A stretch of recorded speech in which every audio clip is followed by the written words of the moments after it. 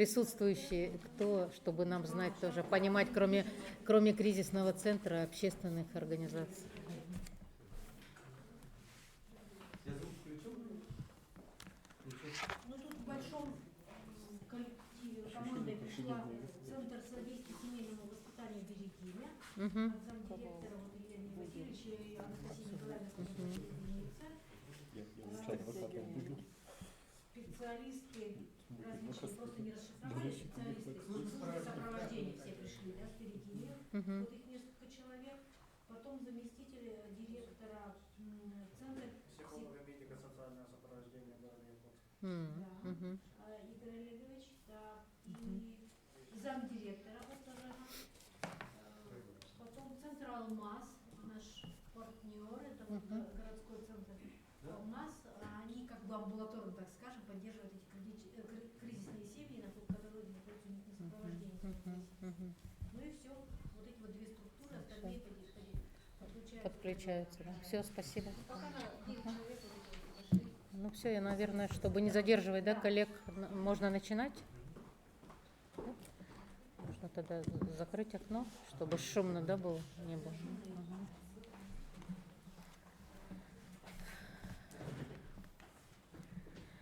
Добрый день, уважаемые коллеги. Спасибо большое организаторам за возможность присутствия с вами на данном семинаре.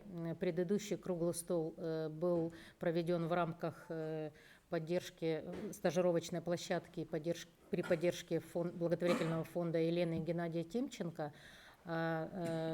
Сейчас мы проводим семинар по выездной команды экспертов приюта для женщин с детьми «Необходимый ресурс в работе по профилактике семейного неблагополучия и социального сиротства» в рамках поддержки благотворительного фонда Елены и Геннадия Тимченко и в рамках благотворительного фонда «Абсолют помощь». Оба фонда город Москва.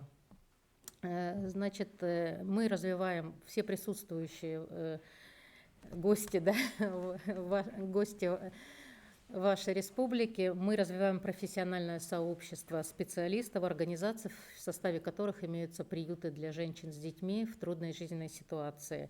И продвигаем успешные практики. Мы все являемся стажировочными площадками для специалистов.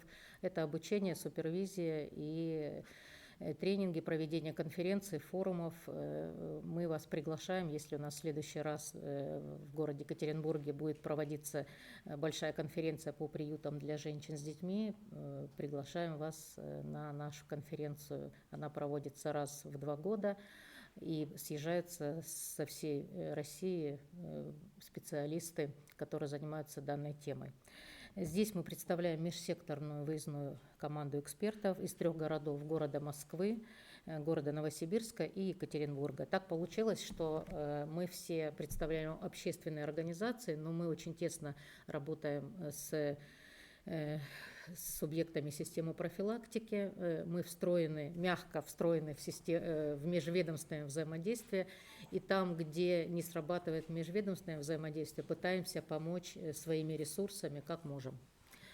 Значит, возможно, наш опыт, который мы сегодня озвучим, он будет полезен как для тех специалистов, которые только задумываются об открытии приюта, тех специалистов, которые работают в данном направлении, как стационары, так и амбулаторно. И также здесь представлен и организатором является благотворительный фонд «Дети Саха-Азия». У них есть ресурс Центр помощи, центр кризисный для женщин с детьми, который вы тоже можете использовать как хороший ресурс для профилактики семейного неблагополучия. Да, я хочу отметить, что приют для женщин с детьми – это только одно из направлений комплексной работы с семьей, которая для профилактики социального сиротства. То есть есть большой комплекс услуг, и приют для женщин – он необходимый ресурс. И можно сказать, что это не просто крыша над головой, либо это социальная гостиница, это еще и большая профилактическая работа, большая реабилитационная работа с семьей по выходу из кризиса. Есть разные, и мы работаем с разными семьями. Это трудная жизненная ситуация, это кризисная ситуация, это социально опасная ситуация. И мы все знаем четкие критерии данных семей, да, но любое обстоятельство или любая жизненная ситуация может перевести из трудной жизненной моментально в социально опасную. И это нужно всегда знать, потому все специалисты, субъекты системы профилактики, все специалисты помогающих профессий, они должны знать, что они могут быстро профессионально помочь семье на любой из этих стадий, чтобы семья не перешла за грань неблагополучия, не стала угрозой обществу. И, соответственно, этим самым мы можем повысить показатели семейного неблагополучия, снижение показателей семейного неблагополучия и улучшить ситуацию с социальным сиротством при живых родителях. Кратко представлю, так не буду, наверное, или представлять организации. Я не знаю, представлять организации нужно, да, которые присутствуют, да, все, потому что мы на круглом столе делали, но еще разочек, да. Вначале я тогда перечислю еще раз для тех, кто... Можно переключение наладить, да? Угу.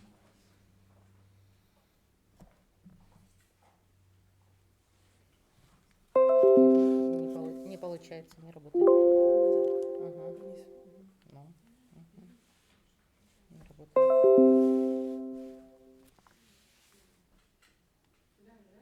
Вот, все пошло. Угу. Еще раз повторю, мы представляем общественную организацию «Аистенок». Это город Екатеринбург, Свердловская область, и город Ишим, Тюменская область, межрегиональную общественную организацию. Работаем с 2003 года. В июне месяце у нас было 20 лет нашей деятельности. И основная миссия организации – это сохранение родной семьи для ребенка.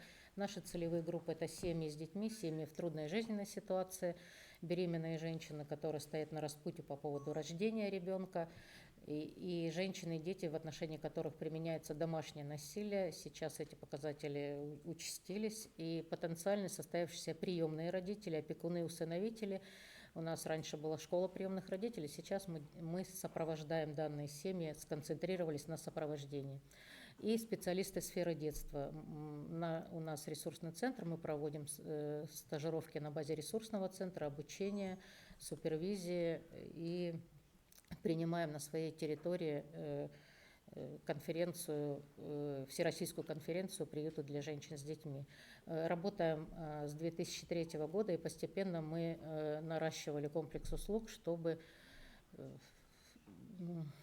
помогать семье комплексно, и разделили нашу деятельность на 3 основные части. Это первое – это помощь семьям, родным семьям в трудной жизненной ситуации, когда мы сохраняем ребенка, либо предотвращаем изъятие из семьи и оказываем комплексную помощь семьям. Второе направление – это содействие семейному жизнеустройству. Здесь мы работаем по подготовке сопровождения приемных родителей, а также мы работаем с детьми, отказными детьми, которые попадают сейчас уже временно на территорию детских больниц, и у нас есть профессиональные няни, которые ухаживают за этими детьми.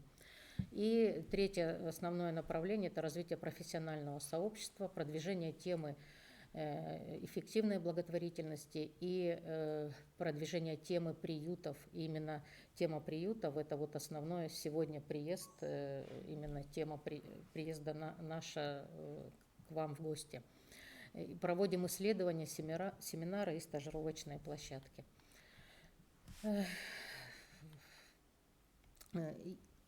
Также представляем мы организацию «Благотворительный фонд волонтеров в помощь детям-сиротам». Это город Москва, и работа началась у них с 2007 года. До этого они были просто волонтерами, и с 2011 года у них работает приют. Миссия данной организации содействует тому, чтобы каждый ребенок в нашей стране смог жить и воспитываться в семье. Чуть-чуть позже присоединится психолог данного фонда. Целевые группы у них – дети с опытом сиротства, кровные семьи с риском и фактом отказа, либо отобрания детей, замещающие семьи, и все общество не работает на изменение законодательства, общественного мнения, всей системы учреждения для детей-сирот и детей, оставшихся без попечения родителей. Направление деятельности: профилактика соцсиротства, помощь детям в учреждениях, содействие семейному жизнеустройству и реформа сиротских учреждений с изменением общественного мнения. Дальше я хочу представить ассоциацию Максора, которая работает в Новосибирске и Новосибирской области с 2000 года. Это одна из старейших организаций среди наших 3 организаций. Им уже 23 года. И они реализуют проекты, направленные на сохранение кровной семьи, преодоление семейного кризиса. Более 20 лет в составе организации работают адаптационные центры для матерей «Голубка» и «Маргарита», которые предоставляют услуги временного проживания женщинам и детям. Специалисты организации сопровождают семьи в решении их индивидуальных проблем совместно с муниципальными государственными службами. Учреждениями реализуют все проекты, которые направлены на поддержку различных категорий семей. То есть это не одна прям из основных работ ассоциации Максора, то есть гораздо более широкая деятельность у организации. Здесь представляет Владимир Жишков. Он директором является ассоциации Максора. Ну, я, наверное, перейду сейчас уже к принципам нашей работы, как постепенно перейти к тому, к той теме, к важности темы приюта для женщин с детьми. Вначале озвучу принципы нашей работы. Буду ссылаться как на свой опыт, так и на опыт коллег. И надеюсь, все коллеги меня поддержат, что принципы нашей деятельности за много лет, они сформировались в рамках не только одной организации, а в рамках всего профессионального сообщества. Мы не рассматриваем ребенка отдельно от его семьи. То есть изначально мы, считаем абсолютно точно, чтобы помочь ребенку, нужно своевременно и профессионально помочь его родителям. Тогда можно говорить о том, что мы работаем на сохранение родной семьи и на предотвращение изъятия из семьи ребенка. Важность системного подхода к оценке ситуации, планированию и осуществлению помощи таким семьям. И здесь имеется в виду, что не только системный подход, не только в рамках оказания комплекса услуг, именно работа с семейной системой, с самой матерью, с ребенком, с детско-родительскими отношениями, с межличностными, супружескими отношениями и так далее. То есть способность семьи к функционированию. Дальше такой принцип работы, как умение работать со случаем. Отдельно мы остановимся, психолог Центра благотворительного фонда волонтеров «Помощь детям-сиротам» остановится на технологии работы со случаем. Это технология, когда в центр ставится семья, и работа ведется комплексная всех субъектов системы профилактики для единственной цели – сохранения ребенка в семье, оказания услуги, чтобы семья быстро вышла в самостоятельную жизнь при поддержке всех специалистов, помогающих. Дальше мы помогаем большим комплексом услуг родной семье, и только когда испробованы все формы работы, и мы видим, что семья не справляется, либо есть нежелание, либо, не дай бог, еще угроза жизни ребенка, тогда нужно решать вопросы по-другому, и мы сообщаем либо в органы опеки, и дальше уже думаем, либо вначале мы ищем всегда в семейном окружении тех, кто может взять эту такую тяжелую ношу, да, по взятию ребенка в свою семью. Это среди родственников прежде всего. И потом, только если совсем родственники отказываются, не справляются, тогда мы пытаемся решить через органы опеки. Уважение к клиенту, конфиденциальность, уважение к свободе его выбора. И если мы составляем реабилитационный план работы с семьей, это не значит, что семья работает, мы им просто заранее говорим, что делать, да. Мы обсуждаем каждый случай совместно с семьей и выносим такое общее коллегиальное решение вместе с семьей, если включается в семью в работу включаются другие родственники, соглашающиеся работать, то мы их тоже включаем в реабилитационный семейный план. и, конечно, быть честными, надежными людьми и партнерами и брать на себя ответственность. Потому что я считаю, что это самое главное, когда каждый из специалистов и не только своей организации, внутри организации, но и партнеров, когда работать, если работать честно, брать ответственность, разделять ответственность при работе с семьей, не перекладывать свои обязанности на других, думая, что когда-то не коснется это самих. Концепция создания приюта. Я хотела немного рассказать в начале о концепции, а потом уже непосредственно перейду к нашей деятельности, как мы начинали. И концепция создания приюта – это для того, чтобы немножко понять, с чего начинать, да, куда бежать, если вы вдруг решили создать приют. Да. Нужно, если возникло это в голове вашего руководителя, да, что вот, да, мы съездили на конференцию какую-то, да, и, например, решили, что, да, в вашей деятельности это имеется такой ресурс, и вы хотите начать деятельность по работе в теме приютов и открыть приют на своей территории.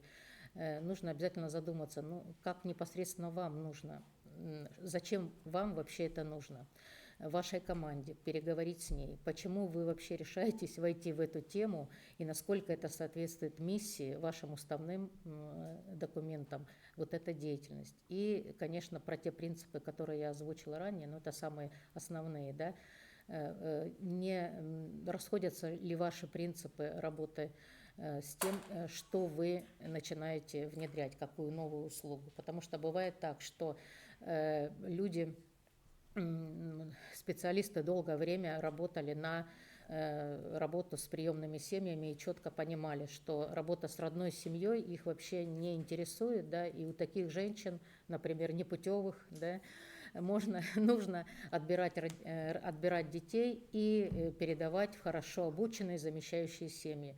Такая теория тоже есть, и, естественно, если у вас в структуре вашей организации имеются такие специалисты, то с ними придется долго, упорно работать по смене их мнения, либо передать просто им часть другой работы, работу с приемными семьями, да, где они тоже будут замечательно справляться, но это не будут основные участники именно работы в приюте.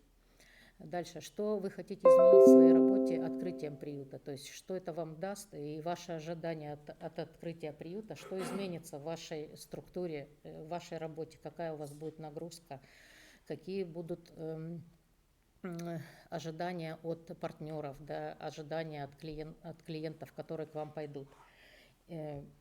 Значит, обязательно нужно оценить ситуацию в городе и в регионе, где вы уже работаете.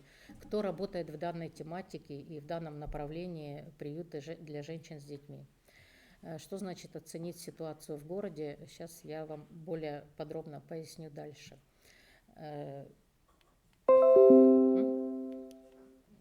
Пошло.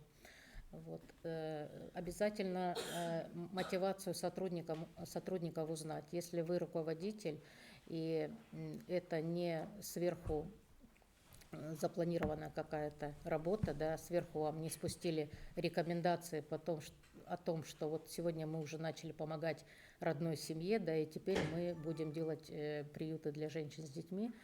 Вот. А если вы думающие руководители, вы должны четко понимать, что быстро смотивировать сотрудников, которые работали долгое время в каком-то другом направлении, да, и работали с другой категорией семей, они сразу не потянут данную работу, и их обязательно нужно подтянуть, подучить, да, чтобы они дальше могли эффективно работать с целевыми аудиториями, потому что работа с трудными клиентами, это трудные клиенты, вы, наверное, понимаете, что много специалистов должно быть, и это будут и клинические случаи, и работа с зависимостью, и семейно-бытовое насилие, и жестокое обращение. Вы будете сталкиваться с таким комплексом работы, с которыми может обычный психолог например, после учебного заведения не справиться. Да? Либо вы постепенно выращиваете их в составе своей организации, либо вы берете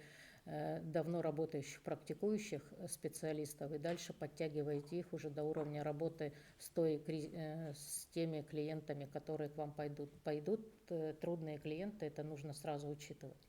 Да, вы должны еще обдумать про целевую аудиторию, как она к вам будет попадать. Это может быть различные, да, это может быть самообращение, это может быть реабилитационные центры, это может быть звонки от субъектов системы профилактики, когда это могут быть семьи, которые обращаются к вам из социальных сетей, звонки, это могут быть телефоны доверия различные. И, в общем, вы должны здесь четко понимать, что вы, по крайней мере, если вы информационно это быстро озвучите, то, что вы открываете приют, то к вам пойдет много. Например, когда мы это сделали, вначале у нас был поток больше, чем потом поток клиентов. Вот. Дальше, кто будет в центре проживать? Женщина с ребенком может проживать беременная, у которой трудная кризисная ситуация, незапланированная беременность, женщина с ребенком, которая только что родила, либо беременная, либо которая родила и спрофилактированный отказ в роддоме, либо в женской консультации трудная беременность, к вам тоже могут направлять ее, и об этом вы тоже должны думать, и с кем заключать соглашение, кто будут ваши будущие партнеры. Из этого тоже можно сделать хороший вывод, если вы будете задаваться вот этими вопросами.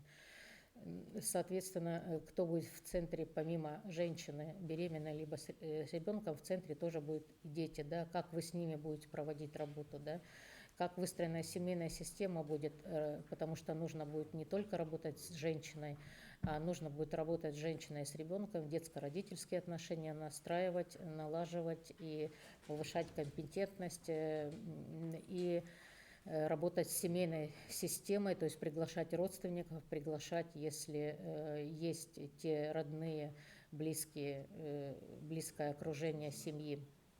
Дальше ваши ожидания от целевой аудитории, справитесь ли вы с ней, сомнения, страхи, вы все просто должны командно так решить. И если на все вот это у вас есть хотя бы часть ресурсов, то мы, в принципе, это уже полдела, и вы можете данную работу начинать. Что я имела в виду, когда говорила об оценке ситуации в регионе, это обязательно изучить показатели семейного неблагополучия. Вот на круглом столе мы, по крайней мере, как вот специалисты, много здесь услышали, потому что здесь представители ведомств и министерств были, и мы поняли о ситуации в Якутии, неправильно, в Якутии, да, в республике очень подробно мы здесь услышали от разных ведомств, да, то есть изучить все равно, несмотря на то, что дают ведомства, вы все равно должны изучить это в полях, да, то есть семейное неблагополучие, что складывается, какая ситуация в показателях социального сиротства, да, посмотреть статистику отказов по республике, посмотреть статистику статистику бедности тоже и в городе, и в самой республике, да, в городе Якутске. Провести исследования. Если вам не хватает каких-то исследований для начала работы по данной тематике, обязательно провести собственные исследования среди субъектов профилактики, среди жителей города. Мы так это делали, когда начинали, да, что такое вообще отказ от ребенка, многие не знали, когда мы начинали работу, да, только узкие специалисты знали. Либо воспользоваться исследованиями, которые уже проводили до вас по Российской Федерации, но обязательно учитывая специфику своего региона, своей республики, какие ведомства и организации работают в данной вашей теме.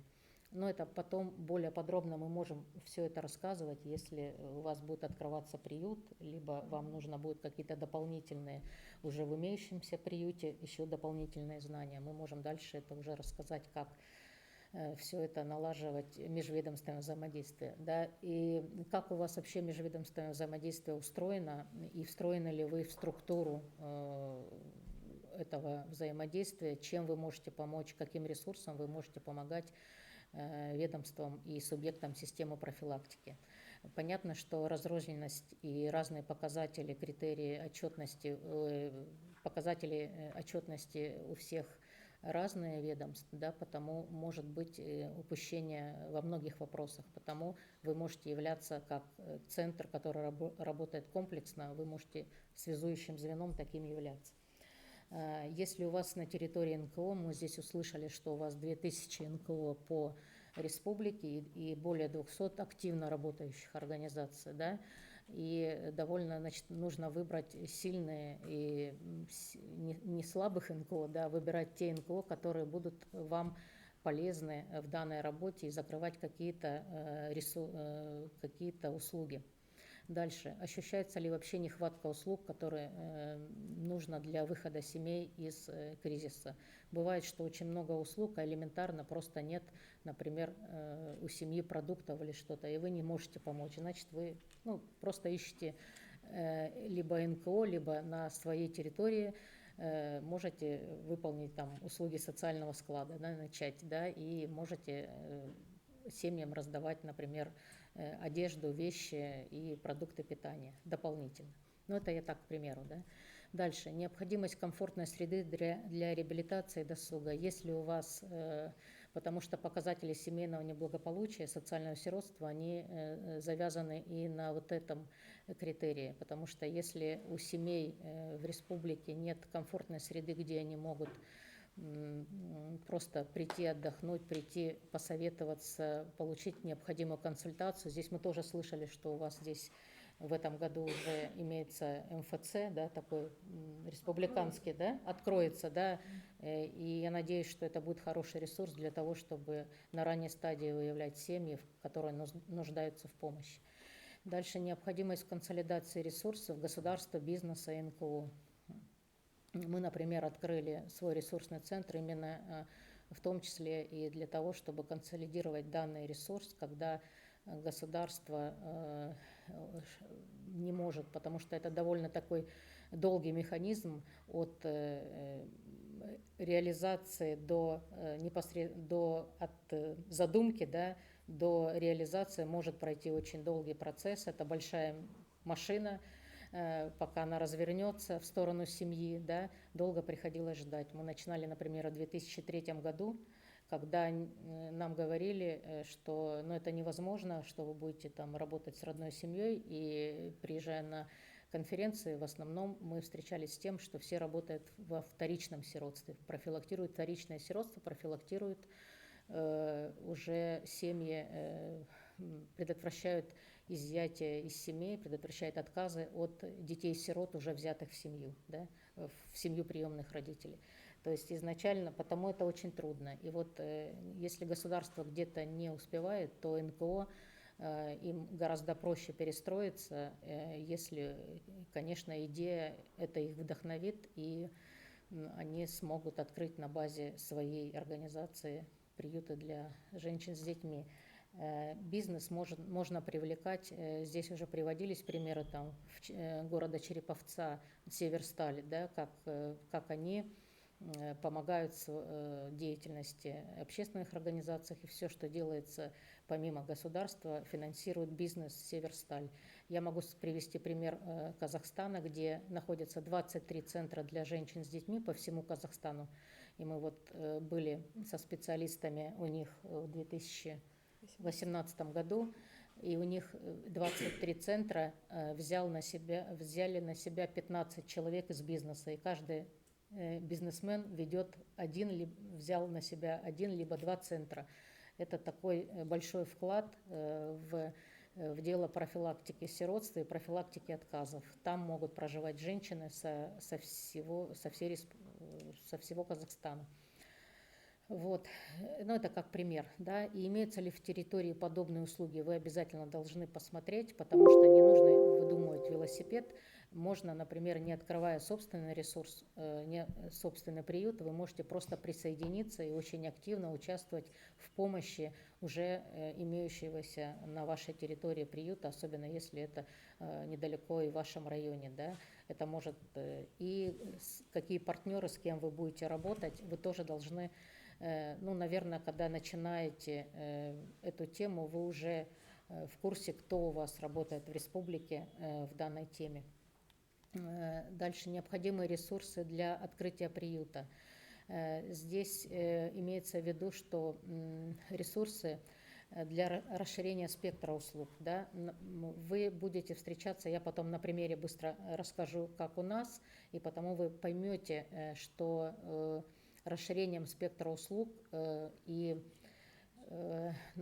когда вы комплексно работаете с семьей, у вас возникают все новые и новые потребности, исходя из причин неблагополучия и причин отказов.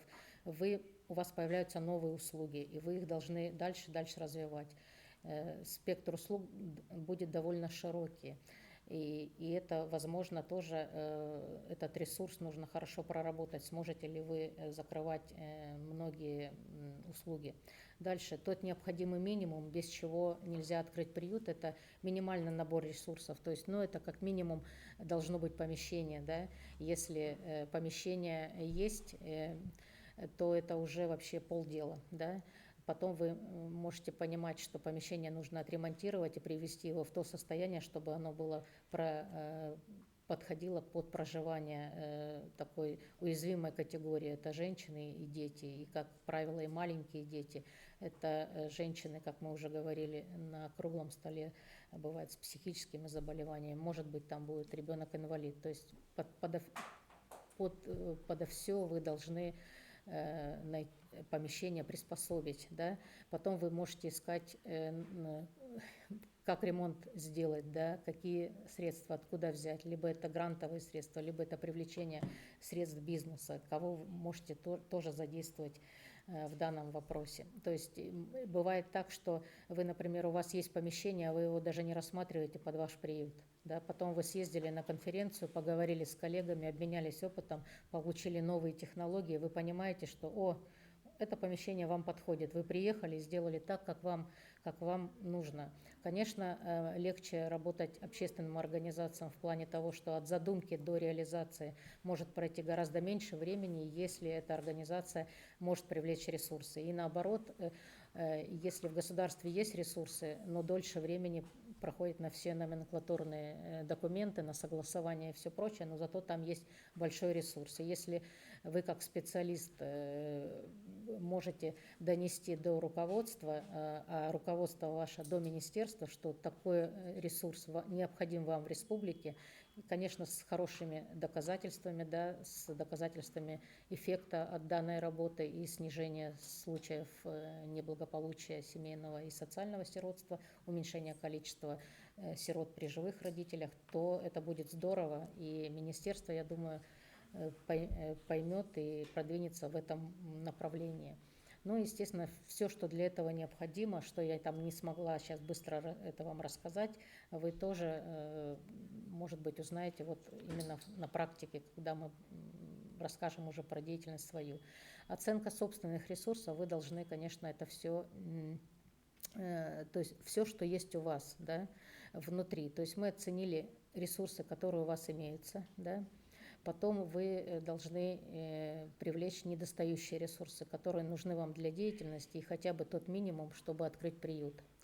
Что вам нужно для софинансирования, да? Если у вас есть помещение, если у вас уже есть деньги на ремонт, если вы можете открыть, да, к примеру, что вам еще не хватает? Вам нужны хорошие специалисты, профессиональные специалисты, вам нужны толковые администраторы, которые будут непосредственно работать с семьей, и это самое первое звено, которое принимает все удары от женщин, да, потому они должны быть тоже любимы и уважаемы.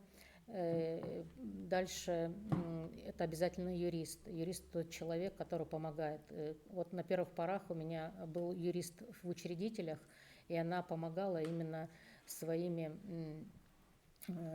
профессиональными данными. И плюс потом мы привлекли уже адвоката, который мог, например, присутствовать в судебных процессах и помогать женщине без ее присутствия, особенно если это семейное насилие, домашнее насилие, и преследует супруг, например, женщину, да, то там включается адвокат. То есть вы должны искать все дополнительные ресурсы, это кадровые в том числе. Вы должны оценить возможности, свои риски, да, сильные и слабые стороны своей организации. Вы, наверное, каждый руководитель знает сильные и слабые стороны, где он силен, где у него что-то там проседает. Не думайте, что мы, сидящие там перед вами, не имеем каких-то своих,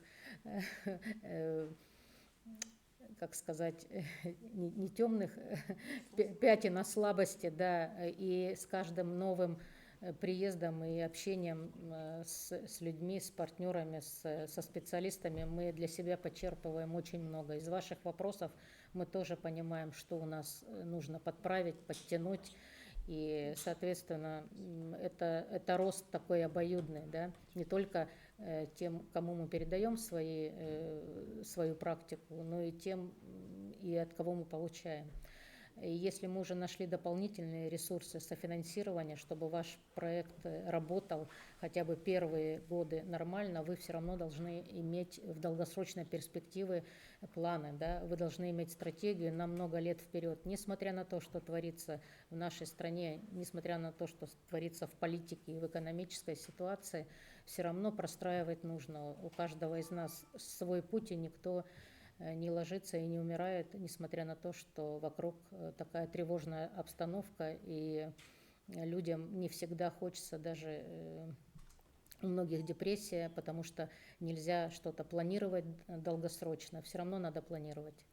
Надо идти и карабкаться, как лягушка, которая попала в молоко и сбивает до уровня сметаны и выпрыгивает из нее. Вот, то есть те специалисты, которые будут помогать мамам устояться, выйти в самостоятельную жизнь, они должны быть гораздо сильнее мамы в несколько десятков раз, потому этот ресурс нужно самим дорабатывать тоже. И все вот эти ресурсы, которые я перечислила, может не все, может коллеги добавят, но каждый из ресурсов требует определенной деятельности. Да? Если это, например, есть помещение, значит нужно ремонт, значит нужна смета, значит нужно договор, да, составить. Если это нужны партнеры, да, с кем вы будете общаться, это женская консультация, к примеру, роддом на стадии отказов, да, принимать оттуда женщин, то это значит нужны соглашения и так далее. Да? То есть каждый ресурс требует определенной деятельности, определенной работы. Вот. Какие ресурсы необходимы для деятельности? Я просто перечислю, не буду долго останавливаться, но обязательно это материально-технические, то есть это помещение, я уже говорила, ремонт, аренда, нужно оборудование необходимо, это, начиная от кровати и детской, и взрослой и все прочее. Человеческие. Я уже останавливалась на этом, что сотрудники, вообще я считаю, что кадры решают все. От того, какая будет атмосфера в организации, от того, будут какие профессиональные кадры привлечены, зависит деятельность как самой организации, так и успешность по выходу семьи из кризиса. То есть кризисное консультирование, быстрый выход семьи из кризиса наименьшими ресурсами. Это тоже очень важно. Финансовые источники могут быть разные. Я прикрепила, наша презентация будет, мы можем ее отдать, она будет в доступе, и я особо на финансовых источниках, гранты, там, субсидии, исполнители общественно полезных услуг, я не буду останавливаться, у каждого это будут свои. Обязательно привлекать, да, интеллектуальные. Если вы понимаете, что у вас уже практически вот все есть, да, но у вас нет тех технологий, тех методик работы, которые должны помочь вам в вашей деятельности и помочь прежде всего вашей целевой аудитории, да, то здесь нужно, значит, думать о том, где можно поучиться. Да, и на круглом столе об этом говорили, что в любой деятельности нужны профессионалы, и если их не хватает, то нужно либо обучить тех, которые уже имеются, либо открывать прям новое направление, да, учебы. Но здесь в помощь вам, я могу вот перейти быстро, вот здесь в помощь вам есть профессиональное сообщество, потому что уже много лет, начиная с 2013 года, проводятся постоянные всероссийские конференции «Сохраним семью для ребенка», приюты для женщин с детьми. Вы можете даже просто найти, погуглить, и вам выпадет очень много информации, вам выпадет очень много методик работы, методических рекомендаций, даже презентаций. И в этой теме многие уже работают. Приютов у нас, вот Алла Владимировна расскажет, сколько у нас приютов, и покажет наш сборник. Мы каждый год обновляем сборник приютов для женщин с детьми по всей Российской Федерации. Это для того, чтобы обмениваться не только ресурсами, не только своими знаниями друг с другом, да, налаживая горизонтальные связи в рамках профессионального сообщества, но и для того, чтобы, если у вас сложный клиентский случай, и там, например, преследования женщины после семейно-бытового насилия, мы переправляем в другие организации, в другие города по России. Вот это супервизии, это как нам в помощь сейчас онлайн, потому можно, не отходя от своего рабочего места, получить многие поддержку, да, не только очно, но и онлайн, да, это присутствие на стажировках и на конференциях и форумах. Вернусь, вот здесь осталось у нас информационно, обязательно, если у вас есть в организации те специалисты, которые ведут социальные сети, это может быть ролики, когда вы создаете, открываете приют, приглашаете все субъекты системы профилактики, они могут на своих сайтах распространить это и обмениваться информацией о партнерах. Это тоже будет очень здорово, потому что нужна известность, как вы будете получать вашу целевую аудиторию, если, например, граждане не будут об этом знать. Да? Когда мы начинали, к нам просто по самообращению, а потом это уже было сарафанное радио, например, да, но это когда уже знают хорошо организацию и знают, что есть такой ресурс в регионе. Пока нужно говорить о том, чтобы узнавали обычные граждане, потому что они иногда звонят, они иногда помогают просто женщине, которая сидит на вокзале и плачет вместе с ребенком. Бывают у нас и такие запросы. И труд добровольцев. Если вы понимаете, что вы не можете закрыть все свои потребности, все ресурсы, нехватку ваших ресурсов, то обязательно волонтеры вам в помощь. Они могут как быть автоволонтерами, они могут вам помогать в ремонте, они могут быть не просто, например, жертвовать средства, да, они могут помощь в натуральном виде оказывать. То есть все, что касается внутрянки приюта, да, это хозяйственные средства, памперсы и все прочее, еда, это все можно привлечь, если на начальной стадии у вас нет этих ресурсов, и вы, например, не написали грант и не заложили в смету хозяйственные расходы, что это не всегда даже возможно. Вот, то есть всеобщее привлечение внимания к данной теме. Финансовые источники я не буду останавливаться, просто перечислены они здесь. И сейчас перейдем непосредственно к названию услуги.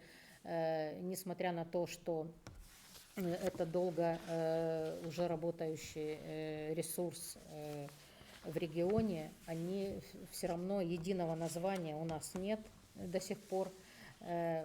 И называют его по-разному. Кризисный центр, кризисный дом, шелтер, приют, гостиница социальная, дом ночного пребывания, реабилитационный центр, по-разному. Да? У нас, например, мы называем это кризисное отделение для женщин, кризисное отделение, и у нас их 4, у Владимира Васильевича 3, да? 3. У волонтеров помощь детям-сиротам одно направление именно стационар и амбулаторное.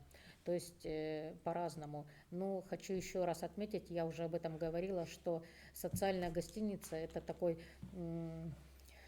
наименее приемлемое название, да, потому что все думают, что это гостиница, и женщины тоже, что они приедут, лягут в гостиницу, и в том числе, за гостиницу надо платить, а тут они вообще бесплатно, да, на всем готовом, и все за них должны делать. Особенно бывает так, что это клиентки из числа детей-сирот, которые привыкли, что в детском доме за них кто-то это все делал, да. На самом деле, чтобы не вводить в заблуждение изначально ни клиенток, ни себя, да, это большая реабилитационная работа совместно со специалистами. И самое главное, что эта мама должна работать над собой, над своими отношениями детско-родительскими в своей собственной семье, супружескими отношениями, все прочее, может быть, для восстановления, если это не семейное насилие, не сексуальное, не дай бог, насилие и не жестокое обращение, то возможны варианты, когда бывает, что семья восстанавливается, либо родственники забирают обратно женщину с ребенком, потому что исчерпывается какая-то острая фаза конфликта, и мы в этом помогаем. Да? Потребность в услугах. Я взяла не собственная потребность в услугах, как у нас это в Екатеринбурге, а на примере вашей области, вашей республики. В Якутске, я не знаю, брала на 1 сентября 2023 года, это 361 житель, 154 человека. И в республике, по всей республике 997 565 человек. Уже миллион, да, мне сказали, но я оставила старые цифры. Вот это последнее, что позавчера мы перед отъездом... А? Не обновили, да, в интернете, потому, извините, мы не исправили, но нам Ольга Михайловна уже об этом вчера сказала как раз, да, что миллион.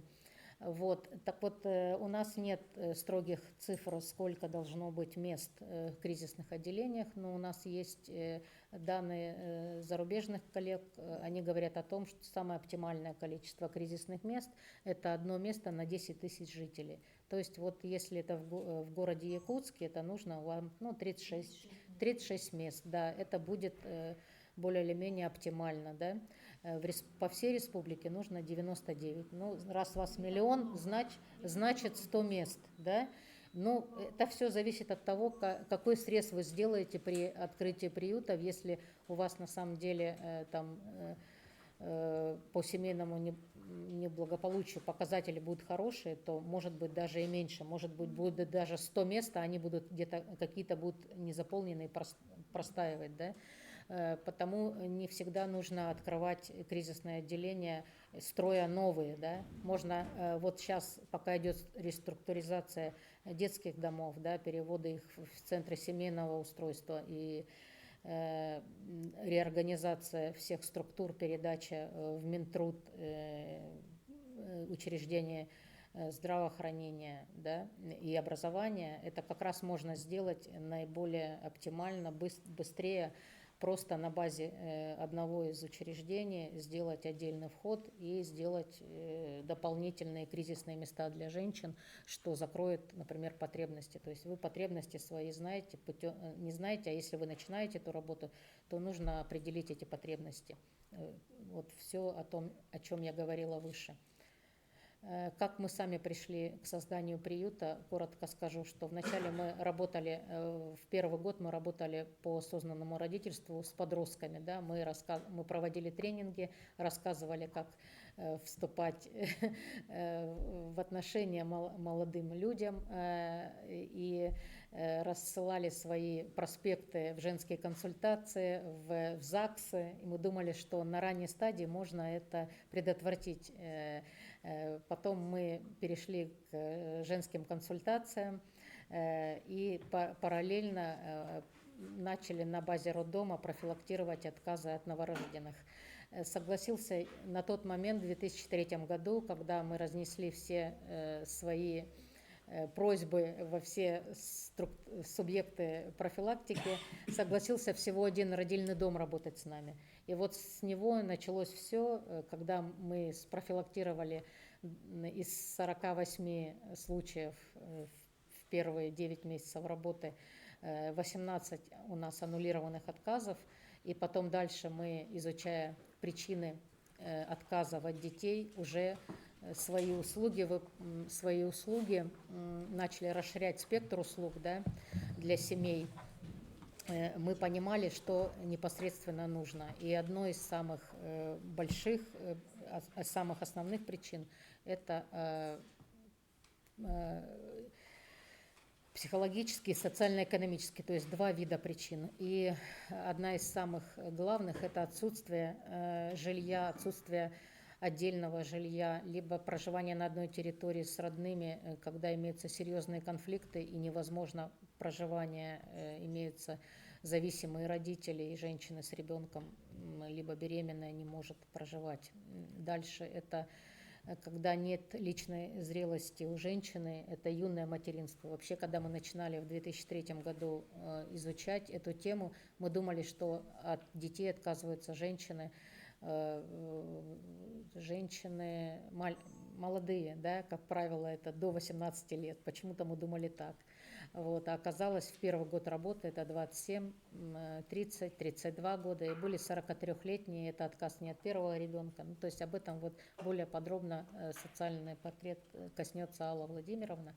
Вот, я не буду останавливаться. Но есть еще социально-экономические, хотя здесь и было выступление вот на круглом столе, что неважно, да, экономическая ситуация и неважно жилье, что важна любовь матери к ребенку, да, это очень важно, но у всех женщин, которые к вам будут попадать, у них нарушены детско-родительские отношения, нарушена собственная привязанность к своим родителям, соответственно, она не может это передать, женщина, своему ребенку. Этому нужно учить, повышать родительские компетентности, настраивать детско-родительские отношения, восстанавливать привязанность, ту безусловную привязанность, которой ребенок любит мать, а мать может быть незрелая и не готова. Да? К вам будут прибиваться и выпускники сиротских учреждений, да, и те, в которые в острой фазе развода, когда мужчина выгоняет женщину на улицу, потому что она не вписана в его жилье. Ну, бывают разные случаи. Вот. Кризисное отделение для женщин с детьми, ну, на базе вот нашей организации с 2005 года, когда мы первый год проработали, и мы поняли, что нужно обязательно, мы могли бы сохранить еще больше детей в семье, профилактируя отказы от детей и работая с женскими консультациями, если бы семье было где жить временно. И у нас пока не было этого ресурса, как мы его начинали искать. Мы обращались в организации партнеров, и мы переправляли женщин в стационары.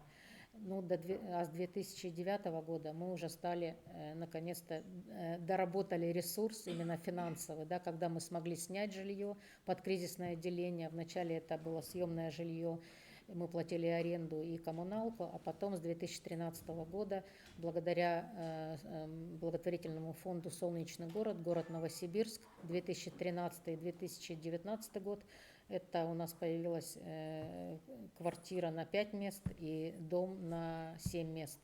В 2022 мы выиграли грант и получили от нашего фонда, от Союза промышленников и предпринимателей Свердловской области, мы получили грант в размере 12 миллионов. Нам удалось купить 2 квартиры, соединили в одну, сделали общий вход, и у нас теперь есть отделение в собственности, перевели в собственность организации, оформили все документы. У нас есть теперь еще дополнительно 5 мест, это 10-12 человек единоразово мы можем также принимать.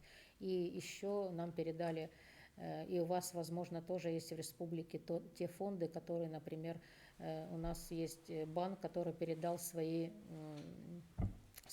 ресурс.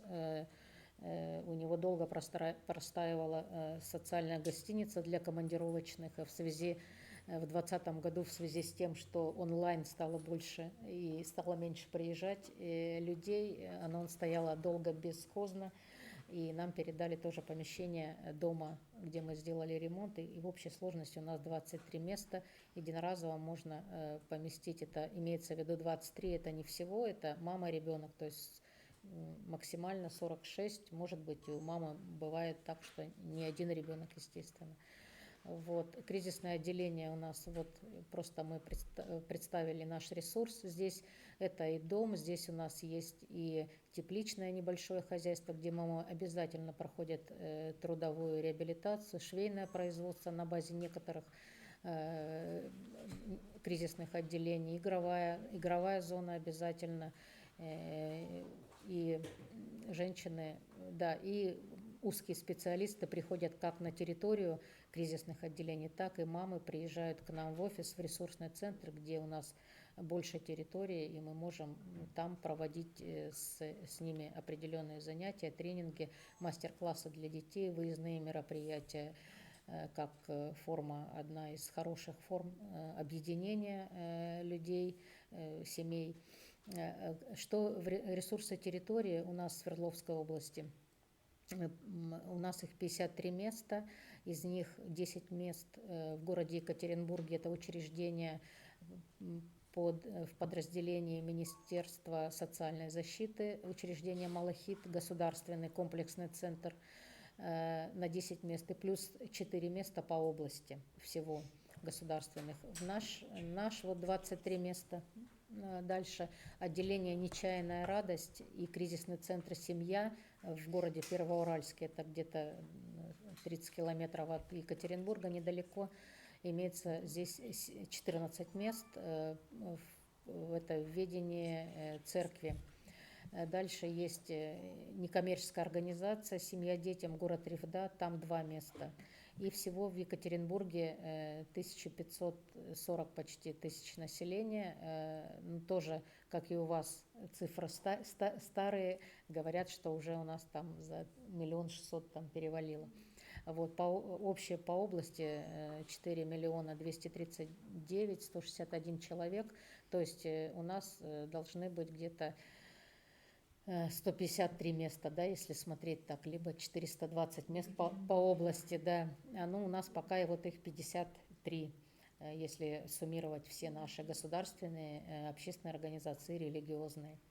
Вот, тоже не хватает, но это не значит, что у нас они всегда все заполнены, все зависит от времен года, потому что бывает так, что на лето уезжают в сады и проживают в домиках, пока тепло, например, предоставляют эти дома подруги, друзья, которые уезжают в отпуск сами и отдают это в пользование мамы с ребенком. Когда наступают холода, конечно, у нас начинается более заселенное.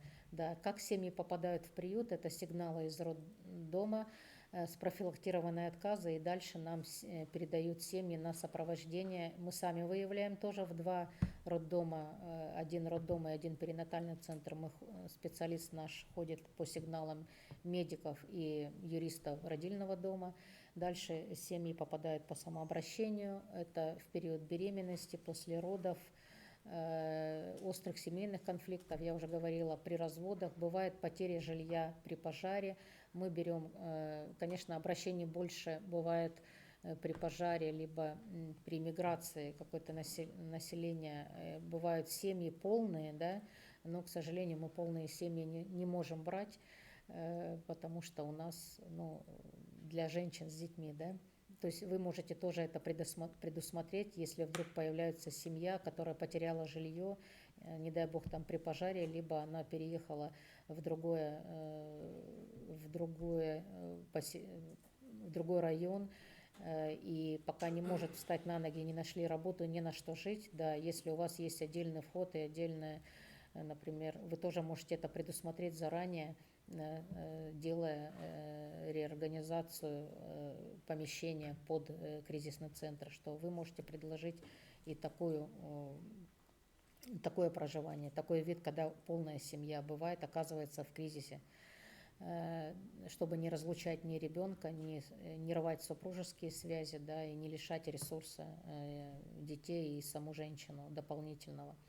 Дальше сигнал от медицинских работников. Это отделение патологии новорожденных и женских консультаций, центры кризисной беременности. У нас по области очень много. Да? Это возможный отказ, либо кризисное состояние, депрессия, либо отдаленная территория. К нам они попадают по МЧС. У нас есть 1 перинатальный центр, который со всей области принимает женщин, у которых сохранение беременности, либо какие-то сложные случаи. Мы таких клиенток тоже, сейчас у нас вот в этом году нет совсем, а так у нас раньше очень часто нам с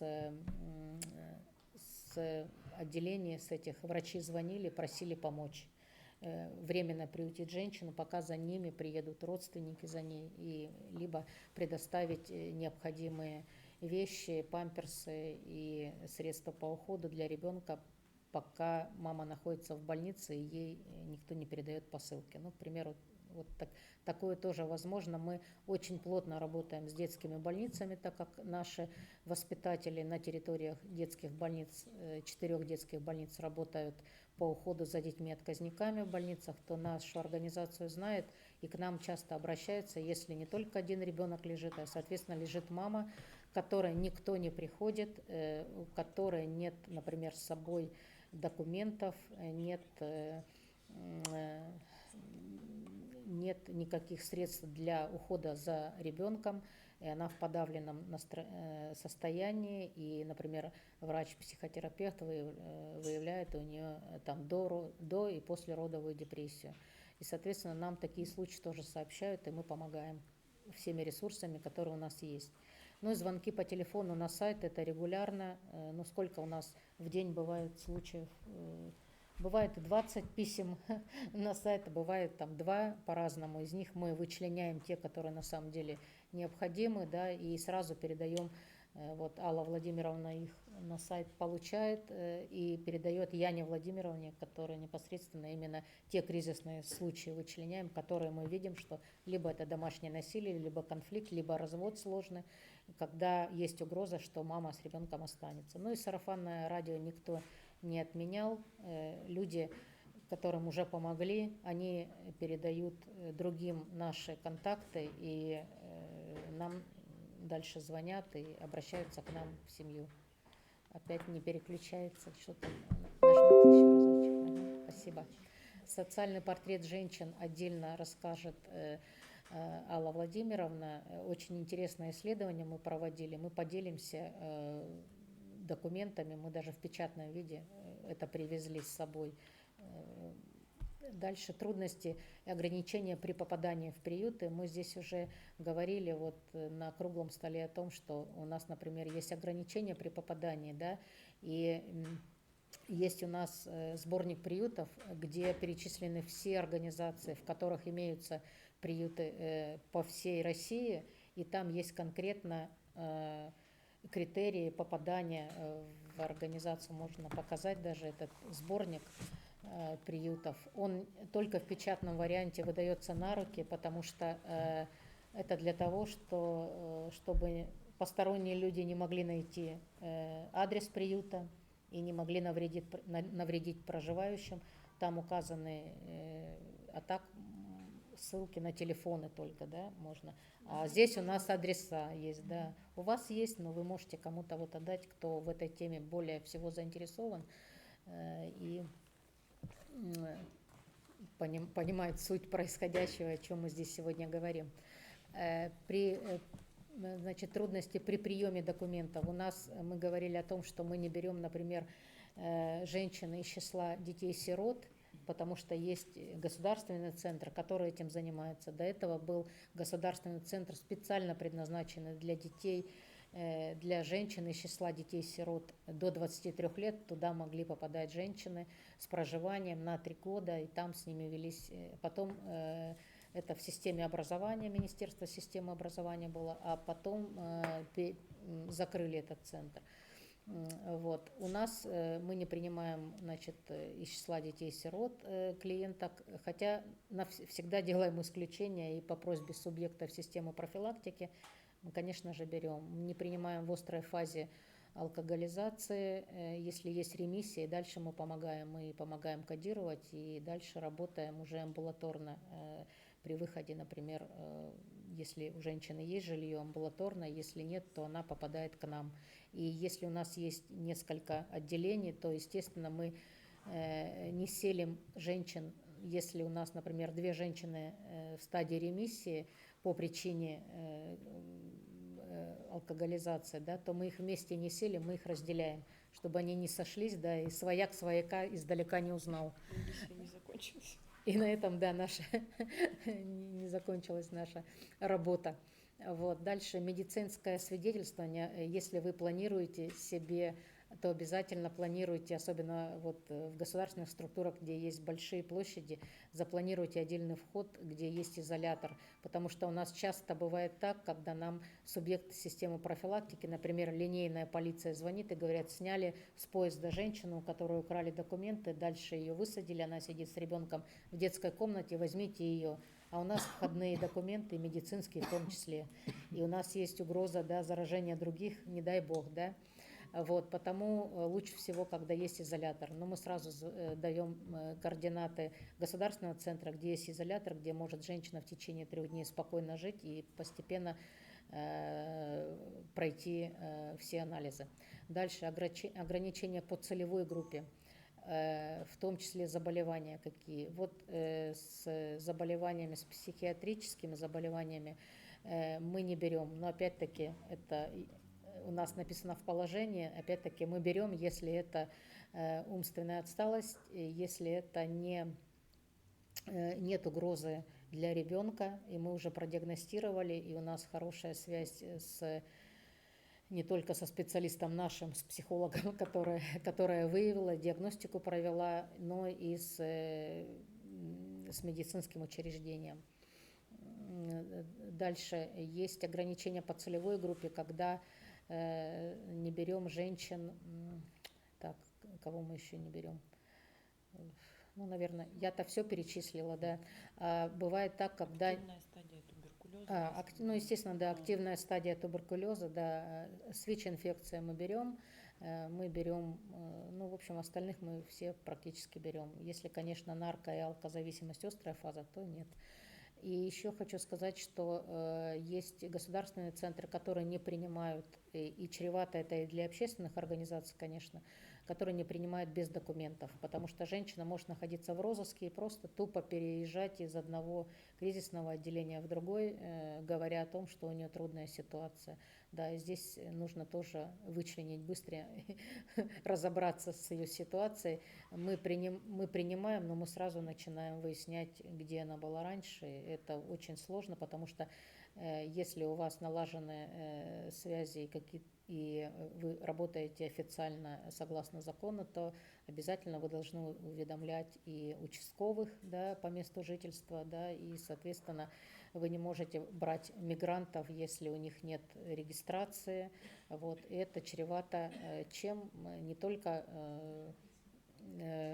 риском, да, возникновения каких-то внутри конфликтов, разборок, но это чревато тем, что вас могут еще оштрафовать на большую сумму. Ограничения по возрасту детей. Мы не делаем ограничений с детьми до 14 лет. Если даже выше 14 лет мы берем, если это из числа дети, из числа девочек, да, потому что все-таки если это квартира общая, то, конечно, мальчики, которые больше 14 лет, пубертат и все прочее, чтобы не было рисков дополнительных родов, да, не создавать лишние угрозы самим себе. В государственной структуре у нас, например, ограничения с детьми по возрасту берут детей только до 3 лет. И это очень плачевно, потому что, как правило, у женщин не один ребенок, а 2, и один может быть только что родившийся, а второму может быть уже ровно 3 или 3,5, и все. И разделить этих детей невозможно, и мать, несмотря на ее ситуацию сложную, она будет тыкаться, искать и не понимать, куда ей податься, потому что разлучать с ребенком, естественно, ей даже такое, ну и нам в голову не придет разлучить, потому что мы работаем на сохранение семьи. Но были случаи, когда у нас был сложно, это мигрантка из Таджикистана, которую выявили в перинатальном центре. Она была с побоями, врачи, к сожалению,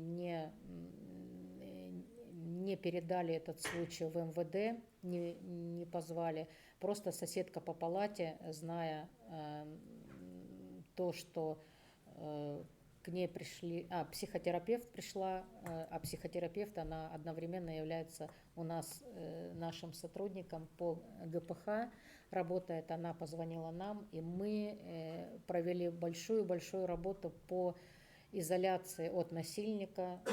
Он тоже житель Таджикистана, Республики Таджикистан, и мы ее переслали на родину, а у нее было 5 детей. В том числе он ее заставлял отказаться от этого 5-го ребенка, потому что она должна сидеть и просить подаяние.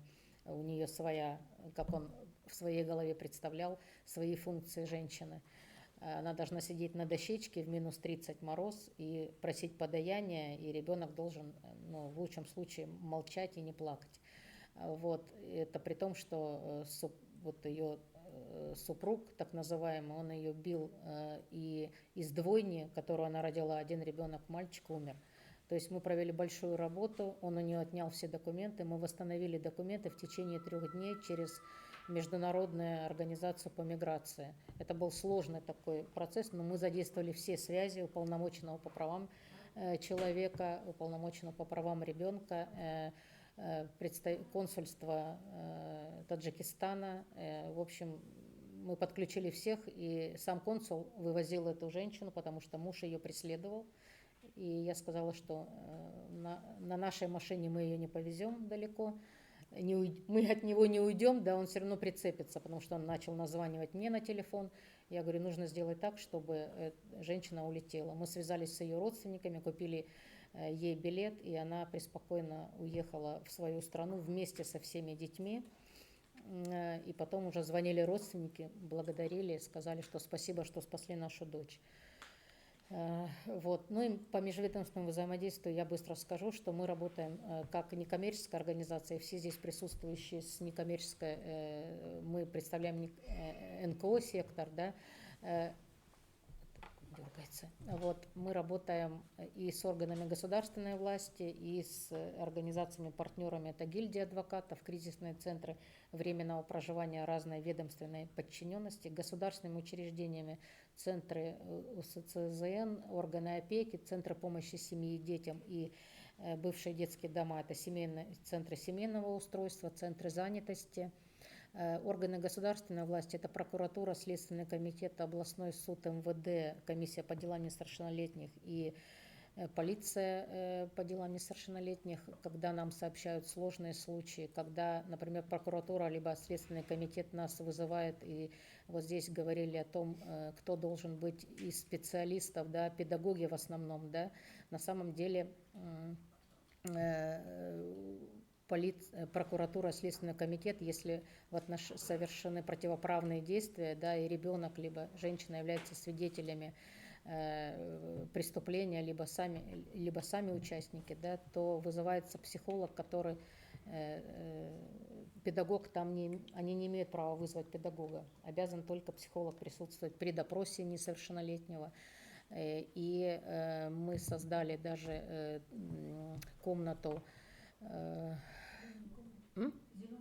Ну, она называется «Зеленая», да, комната с зеркалом Гизела, где проходят на базе, на территории суда 2 районов, там Верхсетского и Ленинского, да, где может проводиться опрос несовершеннолетних при поддержке нашего психолога. Выходил долгое время психолог туда, либо приглашали его в Следственный городской комитет, и там наш психолог присутствовал на допросе, потому что многие следователи нарушают права детей и несовершеннолетних. Определенное количество времени можно опрашивать, допрашивать и делать перерывы, то, чего Следственный комитет не делает, да, они думают, что перед ними взрослый человек сидит, и мы тоже в этом плане работаем и обучаем Следственный комитет, как правильно работать с точки зрения психологии, что мы для них ресурс, мы не просто их учим то, чего они не умеют, они умеют свою профессионально делать деятельность, мы свою. Областные суды нам высылают запросы на проведение экспертиз психолого-педагогических по результатам диагностики родителей на момент, с кем проживать ребенку, когда серьезные разводы. Вот. Что еще? Центры помощи семье и детям. Мы посылаем к ним иногда детей, если маму нашу, которую мы сопровождаем амбулаторно, например, у нее сложная ситуация, ее кладут на обследование в больницу, да, то мы просим центр помощи временно по заявлению мамы разместить там на неделю, да. Конечно, если бы у нас были, мы уже об этом говорили, хорошие замещающие обученные, да, семьи, ресурсные семьи, да, мы так и делали поначалу, но потом нам опека сказала, что давайте уже официально работать, да, но мы долгое время просили приемную семью, у которой есть дети, мы просили поместить, либо искали срочно родственников, и у нас на базе есть группа дневного пребывания, это детский сад, куда ходил этот ребенок, пока мама была на реабилитации, например, по алкозависимости. Один день по договору с опекой брал психолог, а на следующий день брала ее родная сестра, и ребенок сохранился в семье, мы не передавали. В общем, мы делаем все возможное, чтобы эту связь сохранить, и маме давали звонить, и ребенку давали поговорить, и работал с ней психолог, с ним, и как на базе нашего ресурсного центра в рамках вот, детского сада, и потом домой, когда забирали. И Яна Владимировна брала домой там грудного ребенка, ну там, да, до года. Временно это на 3, на 4, на 5 дней. То есть тогда, когда у нас есть хорошее взаимодействие с органами опеки, хотя у нас есть делегирование полномочий на предмет выявления и сопровождения приемных семей, но нам делают такую небольшую скидку, что временно мы можем на своей базе тоже предоставить услуги, например, вот детского сада или вот по договоренности с родными и при условии, если мама напишет согласие нотариально заверенное. Уполномоченные по правам человека и по правам ребенка тоже включены в наш во все межвед, и, соответственно, нам трудные случаи передает, если к ним обращается семья, которая прошла все стадии, уже везде просила помощи, да, и где-то она получала отказы. Бывает так, что советуются уполномоченные, нам посылают семью на сопровождение, либо на заселение тоже. Вот. А мы в ответ просим ускорить процесс, если это мигранты. Да, мы не берем мигрантов, но также делаем исключения, потому что есть отдельная миграционная служба, и они работают, и отдельная общественная организация, которая работает с мигрантами. Но если делаем исключение, мы берем и просим ускорить процесс оформления документов. Вот. Роддома, женские консультации, центры кризисной беременности за 20 лет работы нас хорошо знают, потому они тоже передают все эти случаи на любой стадии, на стадии детской больницы, если у мамы проблемы, да, там, но я уже об этом говорила. Вот. И ресурсы для оказания комплексной помощи. Я уже говорила о том, что это что комплексная помощь семье, она гораздо больше, чем только приют временного проживания. И потому у нас есть много услуг, мы наработали спектр услуг, и сейчас мы предоставляем услуги на базе нашего ресурсного центра. Куда бы ни попадала семья, мы оказываем весь комплекс, который мы наработали за эти много лет, от услуга социального склада, где семьи могут получить продукты, вещи, одежду, да, до психологических, психотерапевтических услуг невролога, логопеда, проживания, психотерапевтической, адвокатской помощи. Вот это наши фотографии, где мы проводим, это наш ресурсный центр, где ведут приемы и специалисты, и проводим мы здесь тренинги, семинары, где до 100 человек вместимостью, да. Есть у нас комната психолога, информационный центр, где мамы могут прийти, написать заявление, подать заявление на работу, да, вакансию, распечатать какие-то свои документы, взять литературу, необходимую для развития ребенка, также получить услуги логопеда и психолога, и детского, и взрослого. Есть швейное производство, вот социальный склад перечислен, где семьи, есть у нас услуги социального автомобиля, когда мы забираем вещи у населения, либо вывозим в малые близлежащие города, и там находим волонтеров, либо общественные организации, которые раздают эти вещи, проводим конференции, выпускаем сборники, о чем вам расскажут. И сейчас мы перейдем к нормативно-правовой базе и остановимся на ней, какие нормативно-правовые акты, да, как локальные, так и региональные, так и федеральные, нужны для того, чтобы открыть приют, что нужно для того, чтобы он функционировал. И предоставляется слово Жижкову Владимиру Васильевичу, директору ассоциации Максора. Можно включить презентацию? Так, вторая. Да. Лариса, я правильно понимаю, что ты потом вернешься к своей презентации? Нет, все. У тебя все. Всё. Потому что там еще много слайдов было. Так, коллеги, добрый день еще раз всем. Спасибо Да. за внимание. Вопросы потом к тебе? Да, конечно. Хорошо. Так, сейчас, да, небольшая часть по тому, что касается нормативки и документооборота. Немножко неблагодарная у меня задача говорить об очень скучных вещах. Это не так интересно, как в случае женщин, как мамочки, которых там с дороги привезли. Это бумаги, бумаги, бумаги в разном виде. Вот, тем более вторая половина дня, все устали. Ну, ты Пообедали, весело наверное, это рассказываешь, хорошо. очень хорошо. Поэтому, да, буду стараться периодически возвращать вас из телефонов и сна для того, чтобы вы поняли, нужна ли вам вся эта гора бумаги в будущий ваш приют, если его будете открывать, или не нужна. Но на самом деле не все так печально, как могло бы показаться. Вот мы представляем опыт НКО, куда жать? Вот сюда. Угу. Вот, а он на самом деле не такой сложный, как иногда бывает у наших коллег из государственных учреждений. Вот Лариса Владимировна упомянула там про разного рода законодательную и нормативную базу. Вот про нее говорить-то не буду, а уже перейду к следующему этапу, как раз тому, что касается документооборота непосредственно потенциально вашего кризисного центра. А прежде всего, любая организация, которая открывает подобного рода кризисный центр, неважно ли это государственная организация, некоммерческая, она, конечно же, упоминает о нем как об одном из основных видов деятельности в своих уставных документах.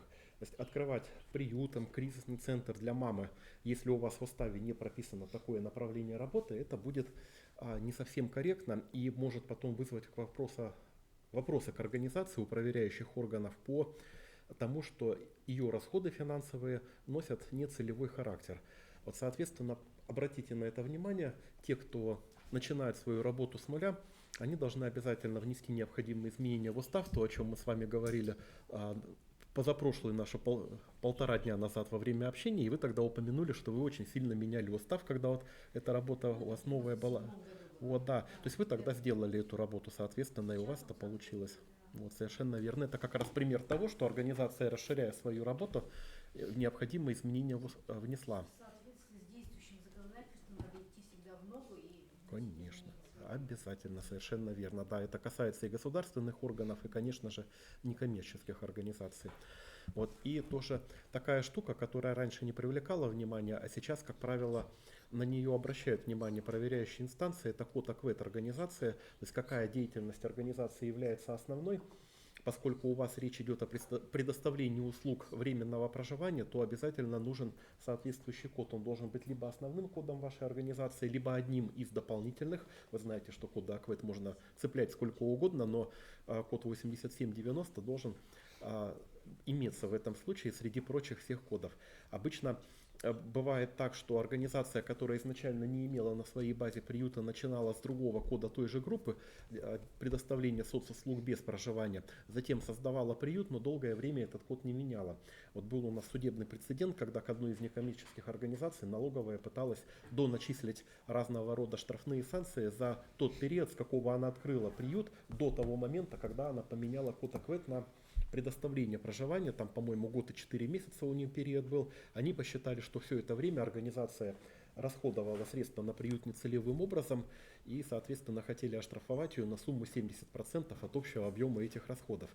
Вот тогда организации в судебном порядке удалось отбиться, но вы сами понимаете, это лишнее время, нервы, не гарантированный положительный результат, поэтому лучше профилактировать такого рода неприятности, чем потом решать их по ходу дела. Вот. вы подумали, решили все-таки свой центр открыть, предположим, что вы создаете, как Лариса Владимировна говорила, кризисный центр с нуля, и, соответственно, параллельно с решением вопроса о ресурсах, помещениях, персонале, финансах и всего прочего, одновременно и создаете внутреннюю вашу локальную нормативную базу, которая регулирует деятельность вашего кризисного центра. Вот, важный момент, кто будет управлять и принимать важные решения по этому центру, это может быть одновременно и директор организации, это может быть специально назначенный человек, куратор, ответственный, там, административный работник, руководитель направления, как угодно можете его назвать по вашему штатному расписанию, но важен сам факт, что приказом директора ему будут переданы полномочия по ведению этого направления работы. Если это два разных человека, отдельно директор и отдельно человек, который отвечает за кризисный центр, то, соответственно, на этого сотрудника, который является руководителем данного подразделения, должны быть возложены все функции, связанные с ежедневным функционированием центра. Он должен пройти курсы пожарной безопасности и получить соответствующий сертификат удостоверения, так же как директор организации. Он должен пройти курсы по охране труда и также иметь соответствующее удостоверение среди своих корочек. И он должен быть ответственным за все процедуры, связанные с регистрацией и с предоставлением временной регистрации по месту проживания женщинам и детям, которые находятся в вашем центре. В том случае, если это у вас будет жилое помещение. У вас, например, это не жилое помещение, вы счастливо избежали этой обязанности. Вот, с октября этого года к этому перечню добавилась еще одна почетная обязанность, которая возложена на всех административных работников организации. Она, конечно, была и раньше, просто сейчас за ней более пристально стали следить, что либо директор организации, либо ответственный за кризисный центр должен быть также одновременно ответственным за ведение воинского учета внутри организации, внутри центра. И упомянули, да. И если у вас среди сотрудников имеются военнообязанные, то вы знаете, что с этого года штрафы за неправильное ведение документации воинского учета возросли до огромнейших сумм, до 500 000 рублей. Вот маловероятно, что маленькие, небольшие организации, там типа НКО, в ближайшее время попадут в поле зрения военных комиссариатов, но тем не менее такой риск имеется, поэтому важно, чтобы эта часть жизни тоже была приведена в соответствии с нормами законодательства. Как правило, сотрудники НКО или кризисных центров это в большей степени женщины. Вот, но тем не менее, среди них, во-первых, тоже могут быть военнообязанные, выпускницы медуниверситетов, медицинских учреждений высшего образования, как правило, к таковым относятся, может быть, по опыту вашей работы вы ими являетесь. Ну и если есть хотя бы один мужчина, вот, то, соответственно, тоже вся эта благость на организацию в полном объеме падает, и нужно это обязательно учитывать. Либо искать путь этого избежать, если вы не хотите этим заниматься. Такие пути законные есть, вот, поэтому тоже вариант для размышления. Вот, естественно, обязательно должно быть штатное расписание и должностные инструкции сотрудников вашего кризисного центра. Не факт, что реальная работа в поле потом у этих сотрудников будет совпадать с тем, что вы прописали им в инструкциях, особенно часто это у НКО происходит. Но тем не менее базовый какой-то функционал, который они должны выполнять, хотя бы процентов на 70 должен совпадать с тем, что вы прописываете им в их должностных нормативных документах. Вот. И опять же, очень настойчиво рекомендую прописать на бумаге и утвердить приказом директора все эти вещи, про которые говорила Лариса Владимировна. Каким образом у вас происходит процесс приема женщин в центр, выхода из центра, каковы ограничения на прием в центр, с какими там, например, заболеваниями или по каким причинам вы не можете принять клиента в вашу организацию. Если возникает какая-то конфликтная ситуация с семьей, в ходе которой, например, мама или семья в целом предъявляет к вам претензии, что вы действовали несправедливо и неправильно, вы, ссылаясь на ваши нормативные документы, можете потом доказывать, что на самом деле вы действовали полностью в соответствии с теми нормативами и положениями, которые существуют в вашей организации. Если вы ведете диалог с клиентом, с благополучателем исключительно устный, просто объявив, что так-то, так-то было, но никак это документами не предъявляете, в случае, если ваш конфликт переходит потом уже в судебную либо в какую-то иную плоскость, когда вы разбираетесь с государственными организациями, доказать вашу правоту становится уже несколько сложнее. Вот, а затем, опять же, от нас требует, чтобы он был и утвержден на бумаге порядок действия персонала в разных чрезвычайных ситуациях. В первую очередь это, конечно же, порядок действий при пожарной опасности. Вот, соответственно, со всеми планами эвакуации, со всеми прилагающимися к этому материальными расходами в виде противогазов, как бы средств пожаротушения, тревожная кнопка и так далее и тому подобное. Здесь опять же такой тонкий момент, потому что если это некоммерческая организация, которая располагает, размещает свой кризисный центр на базе жилого учреждения отдельного стоящего дома, это одна ситуация. Если это квартира в многоквартирном доме, это уже другая ситуация. Если это государственная или муниципальная организация, которая на своей площади делает кризисное отделение для мам с детьми с постоянным проживанием, это уже третья ситуация, самая тяжелая с точки зрения пожарного надзора. Ну, наверное, вы эти вещи прекрасно и так знаете, особенно те, кто предоставлял уже услуги по временному проживанию. Вот, знаете, что любое жилое помещение, где находятся дети до 7 лет, относится к самому высокому классу пожарной опасности, и, соответственно, требования к этим помещениям достаточно жесткие, проверяют их очень внимательно, и любое, даже самое мельчайшее нарушение карается немедленным штрафом. Если раньше еще можно было при первом нарушении отделаться предписанием, то сейчас МЧС штрафует сразу же, как только это нарушение обнаруживает. Поэтому, наверное, ваши коллеги, руководители госучреждений, часто жалуются на проверки пожарных, они жалуются оправданно. Это, как правило, очень такие неприятные процедуры. Вот, ну а поскольку разного рода требований и актов, которые регулируют пожарную безопасность общим количеством, существует около 800, это 2 года назад нам сообщали, сейчас их может уже около 1000 стало, то не нарушить их очень сложно, все время что-нибудь да нарушить. Поэтому, пожалуйста, обратите на это особое внимание. Так, он меня игнорирует, мне это не нравится. Еще раз нажмите. Прекрасно.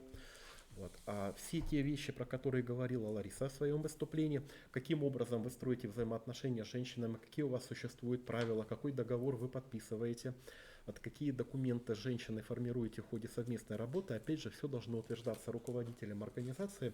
Вот потом это станет частью личного дела женщины, которая будет или семьи, которая будет формироваться в процессе вашей работы. Набор этих документов может быть разным у каждой организации, мы потом оговорим некоторые, только самые базовые из них. Вот, а важно то, что обязательно у вас должны быть правила внутреннего распорядка. Вот если вы их просто устно сообщаете женщине при вселении, то они забудутся уже через 5 минут вашего разговора. Они и в письменном виде это забудутся, но так, по крайней мере, вы хотя бы можете все время к чему-то апеллировать. Вот важно еще, да, важный момент, что она их подпишет. На часть наших клиенток это какое-то воздействие оказывает, когда они начинают лучше понимать свою ответственность, на часть не оказывает, но, по крайней мере, вы со своей стороны себя тоже подстраховываете, что вы не просто мимоходом обратили внимание на то, что нельзя курить в кровати, а что это четко прописано в правилах внутреннего распорядка, и она про это прочитала и, соответственно, сама виновата, что одеяло загорелось, а не потому, что такие вот условия проживания в центре не очень хорошие. Вот.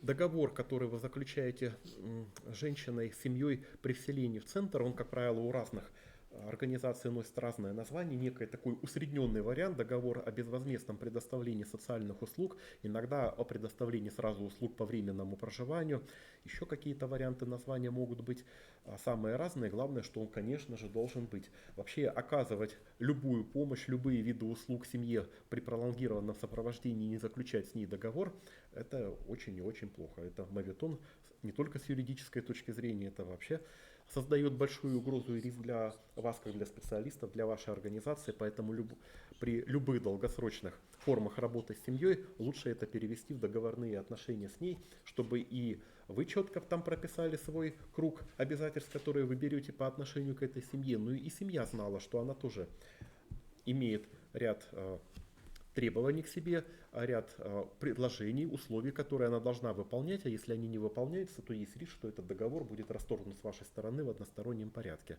Поэтому, пожалуйста, такие договоры обязательно изначально формируйте, готовьте и обратите внимание на момент, мы здесь говорим о безвозмездном предоставлении социальных услуг, но опять же законодательство не запрещает нам оказывать часть услуг в платном виде, если мы понимаем, что мы к этому готовы, если наши благополучатели семьи готовы за эти услуги платить, и такая возможность имеется. Если вы внутри вашей организации, внутри ваших центров рассматриваете возможность платного оказания услуг, то это возможно при условии, что дохода от этой деятельности вы направляете полностью на вашу организацию, то есть на ее дальнейшее развитие, не на прибыль руководящего состава, не на выплаты им компенсации и так далее.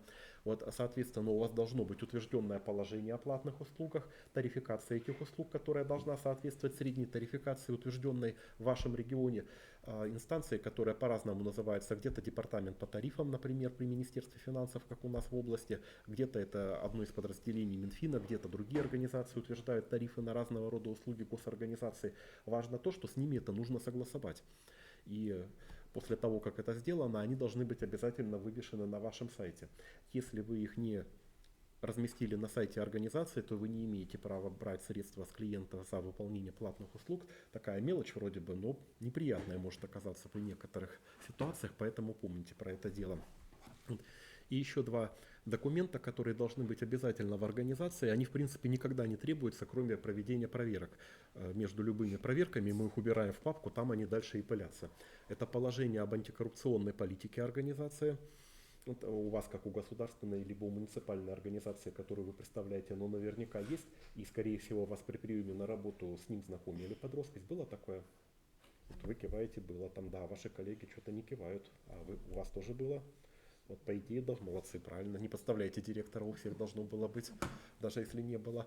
И положение о порядке оказания помощи людям, которые имеют ограниченные возможности здоровья. Оно не является на самом деле обязательным, но очень рекомендуемо в том случае, если у вас не предоставлена полностью доступная среда. Например, ваше помещение, где вы находитесь, имеет несколько этажей, 2, 3 и так далее, а при этом подъемника до верхнего этажа нет. Это уже нарушение, потому что, по идее, у вас любой инвалид-колясочник, который к вам придет, должен подняться до 4 этажа, и это не его проблема, а ваша проблема, как вы его туда доставите.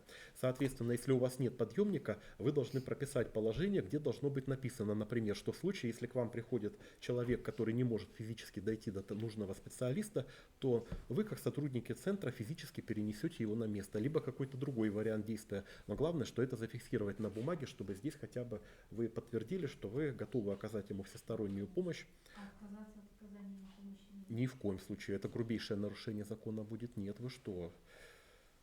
Это очень серьезное нарушение, да, которое может ущемляет права человека, совершенно верно. Он имеет право получить точно такие же права, которые полагаются человеку без ограничений здоровья. В нашем регионе есть государственный приют, центр для мам, который предоставляет временное проживание, центр «Радуга». И у них была такая неприятная конфликтная ситуация, которая грозила им очень большим штрафом. Они от нее, слава богу, отделались благополучно, когда они отказали во вселении в центр женщины, которая имела как раз нарушение опорно-двигательного аппарата. Она не колясочница, но она там не костыль, а вот эта вот штука, на которую опираются ходунки, как бы совершенно верно, она с ними передвигалась. И изначально ее не хотели принимать в центр именно по этой причине, мол, как вы тут будете бродить по нашим помещениям, вам же тяжело, они еще двухэтажные, там с этажа на этаж надо ходить. Вот мама оказалась не робкого десятка, написала соответствующую жалобу, и центру было достаточно неприятно. От штрафа они отделались, но директор искала новую работу вскоре после совершения всех проверочных мероприятий. Поэтому это касается всех. У нас закон един для всех. Тут неважно, как бы с точки зрения формы деятельности организации. Если они граждане России, то касается в полном объеме. Если у них нет гражданства, то можно прописать, что кроме не граждан России. Можно, да? Можно, да. Вы имеете право не предоставлять услуги не гражданам России, вот, но теоретически здесь возможна ситуация, если они вдруг каким-то образом будут доказывать, что они находились в ситуации, угрожающей их жизни и здоровью. Но это на самом деле такие тонкости, до которых, я думаю, никогда в вашей работе не дойдет вот эта штука, как бы там, да. Но вы имеете право ограничить круг ваших благополучателей только гражданами России, соответственно, да. На будущее, да, вот такие, чтобы знали, внесли в положение изменение, что оказываем услуги для граждан Российской Федерации. Имеете право там, да. Ну, такого не было, просто для женщин. Вот. Еще, например, хочу обратить внимание, что вот эти два положения, почему они для НКО тоже важны. Например, у нас региональные конкурсы грантов не проводятся, если мы не предоставляем эти положения на проверку в конкурсную комиссию. Поэтому, может быть, даже в большей степени с формальной точки зрения, но они обязательно все-таки должны иметься. Вот. А кадровая документация, ну этот раздел, наверное, в большей степени важен и актуален для НКО, потому что представить государственную организацию, у которой бы кадровая документация была не в порядке, очень трудно. Всегда у них есть отдельный кадровик в бухгалтерии, который этим занимается, либо специалист по кадрам, да еще и несколько человек, если у вас большое количество людей в организации. Соответственно, все эти документы находятся в полном порядке. НКО иногда этим пренебрегают, особенно если это небольшая организация, там один бухгалтер, который занимается всем подряд, и еще сверх этого немножко. Вот и, соответственно, она в первую очередь старается вести те документы, которые требуются в пенсионном фонде, фонде социального страхования, в налоговой инспекции, но и при этом забывает то, что касается только непосредственно формирования кадрового дела внутри самой организации. А это тоже очень важно, потому что, например, то, что касается трудового договора. Казалось бы, сотрудник уволился, ушел из организации, зачем нам сохранять его трудовой договор? Уже 5 лет прошло, как его с нами нет, давно это все можно выбросить. Но тем не менее, да, в течение 75 лет, если организация существует, государство может потребовать с нее копию этого договора, либо при ликвидации организации он должен быть сдан в архив в соответствии с реестром сотрудников за все годы организации. Каждый не сданный договор будет вырисовываться штрафом для членов ликвидационной комиссии. Поэтому, конечно же, приходится их всех хранить, формировать, иметь и ни в коем случае не выкидывать. Ну и все вот документы, касающиеся учета кадрового состава организации, приказы, табеля, инструкции, подписанные сотрудниками, и такая вещь, про которую, ну, любая, опять же, госорганизация вздрогнет, когда напомнит директору согласие на обработку данных. Это другая неприятная вещь с точки зрения проверок, потому что помимо, например, пожарников, очень большими полномочиями по проверке этих документов обладает Роскомнадзор. Все, что касается персональных данных, подразумевает очень большие штрафы за нарушение условий их хранения. А если еще, не дай бог, в организации была утечка персональных данных именно из их баз, как бы там это можно доказать, то штраф для руководителя может доходить до 90 тысяч, для организации до 900 тысяч рублей. То есть, например, для НКО это просто огромнейшая сумма. Можно сказать, что 1/5 часть бюджета у некоторых организаций за год, как бы они физически даже выплатить не смогут. Поэтому, пожалуйста, обращайте внимание на эти вещи. Там очень много требований, но хотя бы самые базовые из них: согласие на обработку данных. Но я думаю, это уже до автоматизма у вас доведено, у тех, кто с клиентом непосредственно работает, что вы сразу же берете этот листочек с подписью, как бы без этого в наши времена просто никак. Сейчас очень много мам продвинутых есть, которые при беседе, когда начинают заполнять договор, начинают задавать вопросы: а зачем вам мои паспортные данные, куда они пойдут и так далее. Вот если эта мама еще окажется скандальной, обидится на вас и захочет сделать вам какую-нибудь бяку, она может написать жалобу, что где у нее данные хранятся. Ее данные в каких условиях у нас могут храниться, проверьте, пожалуйста. У нас был такой опыт, когда мама запрашивала с нас подтверждение, что мы убирали ее данные из тех документов, которые в нашей организации есть. И мы, соответственно, делали соответствующую работу и действительно как бы уничтожали те части документов по акту, где они могли быть внесены, потому что она имеет на это право, и предоставляли ей в письменном виде заказным письмом письмо подтверждение, что мы все данные ее удалили. Вот поэтому на эти вещи обращайте внимание. Только вот это сотрудников, как бы работающих в организации. Нет, клиентов тоже. Центры, ну, в организации там, пусть отделения какие-то, это про благополучателей не будете говорить. То же самое попозже про личное дело, да. Здесь разницы нет, да, в согласии обработки данных оно должно быть и для тех, и для других, а разница будет немножко в начинке, с какой целью мы их собираем и какие данные собираем, как бы там. Срок хранения может быть тоже одинаков на самом деле, можно устанавливать разный, зависит от, например, от ваших проектов, от долгосрочной или недолгосрочной работы с семьей и так далее. Вот, может быть одинаков и для тех, и других, может быть индивидуален для каждого. А далее уже те документы, о которых мы будем говорить, в большей степени будут касаться вашей работы с семьями, с благополучателями и помогут вам вести общий учет и статистику вашей работы, а также формировать тот корпус документов, который является основной базой для формирования отчетности по самым разным источникам прихода средств. Сейчас у нас, например, многие некоммерческие организации являются активными грантополучателями практически всех крупных грантодающих фондов нашей страны. Фонд президентских грантов, фонд Тимченко, Елены и Геннадия Тимченко, благотворительный фонд «Абсолют помощь», фонд Потанина.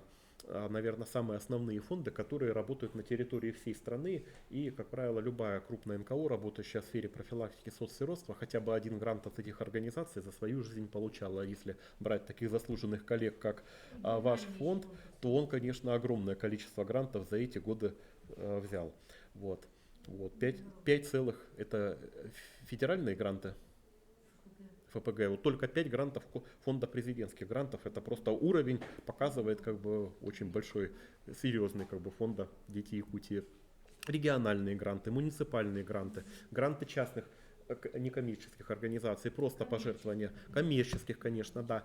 Все, неважно какой источник средств, любой грант, любое пожертвование предполагает отчет и предоставление доказательной базы, что вы эту работу с семьей провели. Поэтому это важно для вас, и для организации внутренней работы специалистов и для будущего формирования отчетности перед грантодающей организацией. Вот, документы могут быть разные. Например, особенность фонда президентских грантов в том, что он не устанавливает набор документов, которые должны быть в организации для отчета по проекту. Вы сами решаете и согласовываете с куратором, что вы им предоставите в виде отчета.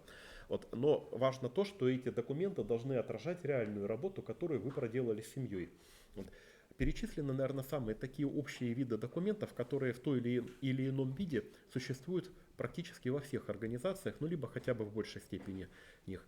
Вот, по крайней мере, каждая организация ведет какой-то элементарный учет тех обращений, которые приходят к ней, то, что мы называем входящие сигналы о семейном неблагополучии. Это может быть электронная таблица в компьютере, это может быть письменный, рукописный журнал, куда эти данные заносятся от руки, как, например, в случае одной из организаций, где я работаю, это, мягко говоря, такая устаревшая допотопная система, но с нас-то требует наше местное министерство, потому что оно искренне уверено, что раз мы ведем этот журнал от руки, то мы там ничего не почистим, не замажем, задним числом не напутаем, а когда мы этот журнал, копию его сдаем на проверку, они видят, что вот записи ведутся в течение года, ничего там не помарано, значит все честно так и заносится.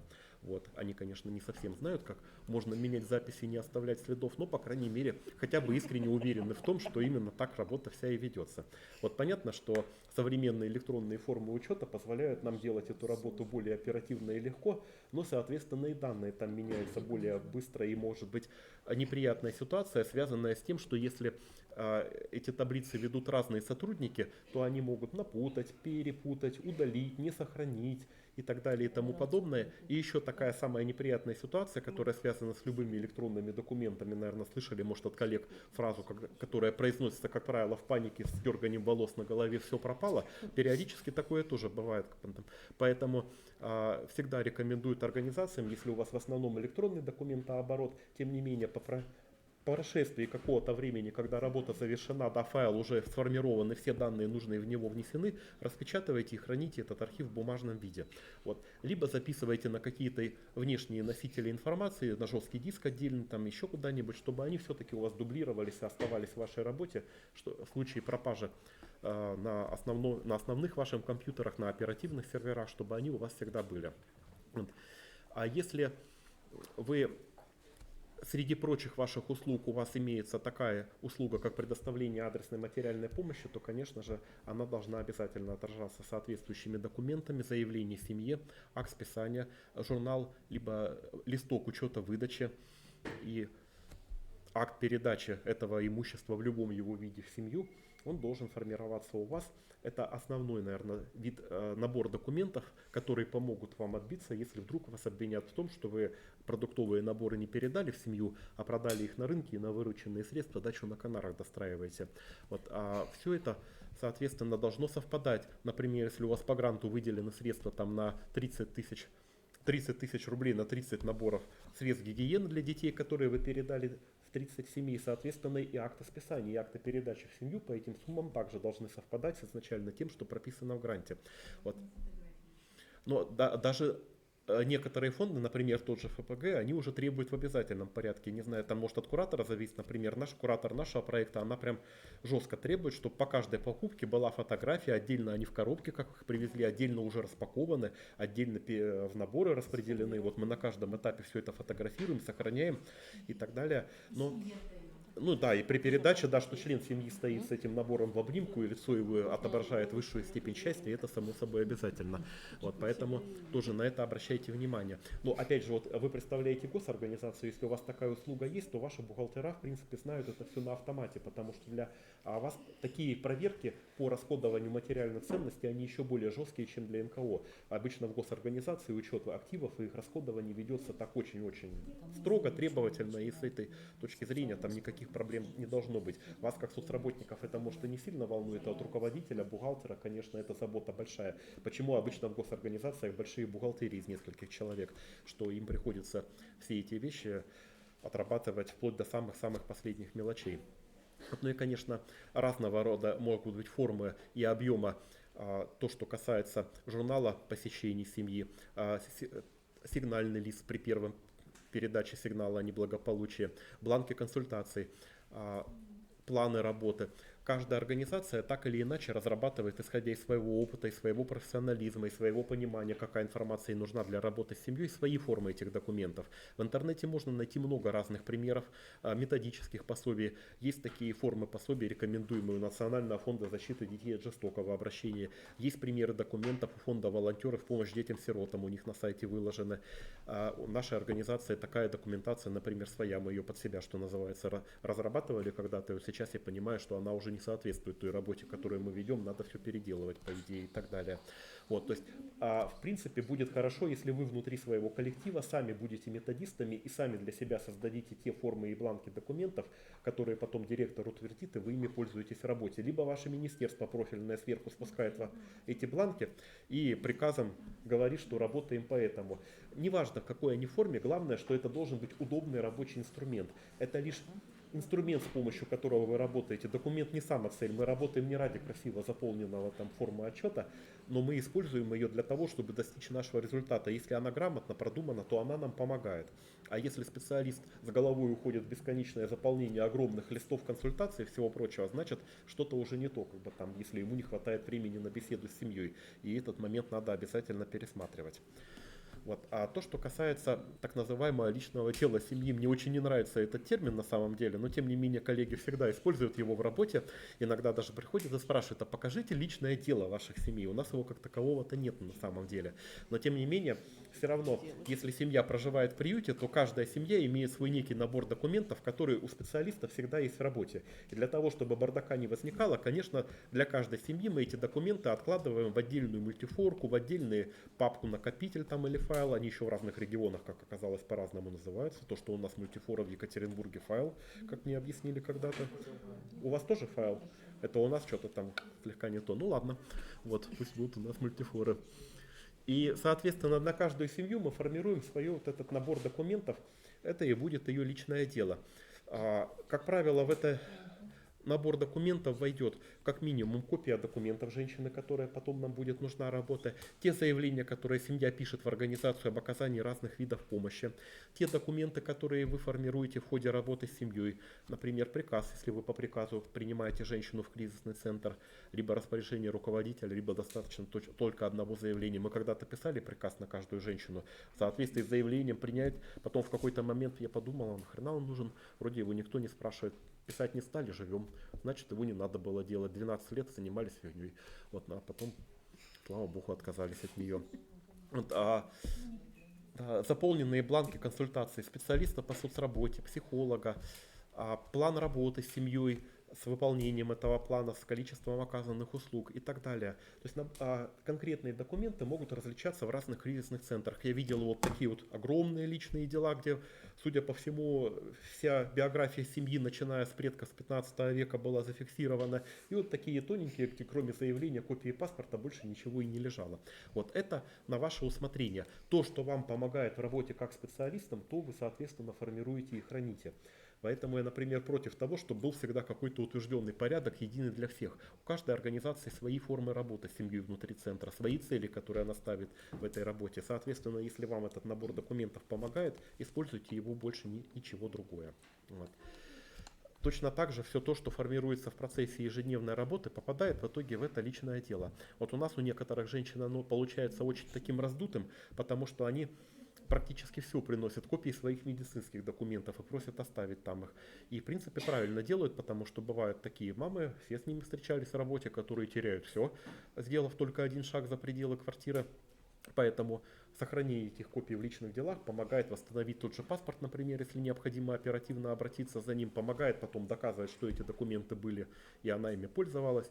Поэтому рекомендую вам их сохранять даже после того, как женщина вышла из кризисного центра. Бывают случаи, когда через какое-то время она обращалась за копиями своих документов, потому что оригиналы она благополучно где-нибудь уничтожила.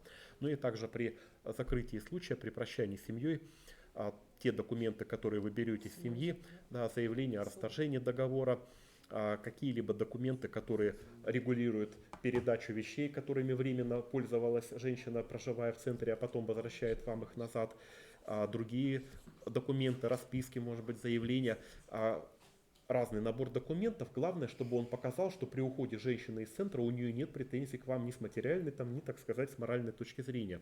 Вот. Некоторые организации даже включают в заявление об уходе женщины из центра фразу, что, например, претензий к кризисному центру, к такому-то и к его сотрудникам не имею. Ну, это как-то очень прямолинейно, но в принципе можно. Как бы мама же добровольно подписывает это заявление не под вашим давлением, поэтому этот момент он тоже достаточно важен. Ну и особенно если вы какие-то вещи давали маме в аренду, а затем у вас возникает претензия по тому, в каком виде они вам сданы назад и сданы ли вообще, то только на основании изначально подписанной расписки вы можете доказать, что вот эту коляску она должна была вам вернуть через 5 месяцев пользования. Вот если, как некоторые наши коллеги, вы их передаете под честное слово, возьми, он там за углом стоит, то, скорее всего, вы ее больше не увидите после этого, поэтому лучше все-таки все, что касается материальных ценностей, денег и всего прочего, обязательно фиксировать на бумаге. У нас там между любимыми людьми финансовые вопросы портят отношения, уж между вами и благополучателем они тем более испортят, если это все не вводить в какое-либо нормативное русло. Вот. Не будем останавливаться подробно на первичном бухучете, потому что это не ваша задача, да, проблема бухгалтеров. Важно помнить, что он нужен, да, обязательно в организации. Время поджимает, не ускорится. Все, понял, ага, поэтому мы его пропустим. Потом этот слайд передайте, пожалуйста, вашим коллегам-финансистам, чтобы они помнили, что без этого никоим образом обойтись невозможно. Вот. А в большей степени, опять же, важно для НКО, чем для государственных органов, потому что, как правило, в госорганизациях это забота административного аппарата, а вот в НКО обычно директор занимается всей отчетностью вместе с бухгалтером, ну, при помощи, может, каких-то выросших до уровня директора специалистов, но не всегда они есть. Поэтому здесь важно, конечно, помнить про сроки, их нарушение носит, как правило, либо штрафные санкции приносят в организацию, либо портят репутацию, то, что касается сроков предоставления отчетности о грантам. И требования грантодающих организаций по учету документов, по раздельному учету, по отдельным счетам, может быть, да, по формам оформления документов. Вот, очень хорошая, вот, например, методика у вас в фонде, которую вы показывали, что вы изначально в табличку прописываете сроки ответственного и так далее, и люди помнят, когда, к какому числу и что они должны дать по этому поводу. Но опять же, каждая организация адаптирует это под себя. Важно, чтобы это помогало ей в соблюдении этих сроков. Вот. Ну и такой раздел, как проверки организаций, в принципе, он актуален уже, наверное, для тех НКО и государственных центров, которые создали свой приют и уже имеют его. Пока вы его еще только открываете, вам это в ближайшее время не грозит. Вот важно помнить, что они будут, от них никуда не уйти, и к ним просто нужно быть готовы. Это не хорошо и не плохо, это часть жизни, так же как дождь летом или снег зимой вместе с морозом. Вот мы иногда раздражаемся, иногда им радуемся, также и с проверками. Хотя нет, мы им не радуемся, только раздражаемся. Но, по крайней мере, факт тот, что мы спокойно должны к ним относиться и заранее готовиться, чтобы они сильно нам не навредили. В связи с дефицитом времени я предлагаю этот раздел опустить. Вы можете просто посмотреть этот слайд, и если у кого-то эти слайды, часть, если у кого-то будут вопросы по ним, задать их уже в индивидуальном порядке, когда возникнут какие-то конкретные проблемы или пожелания по консультации, связанные с возможными проверками тех организаций, которые на своей базе имеют кризисный центр. Вот. Соответственно, на этом часть по нормативным документам я закончу.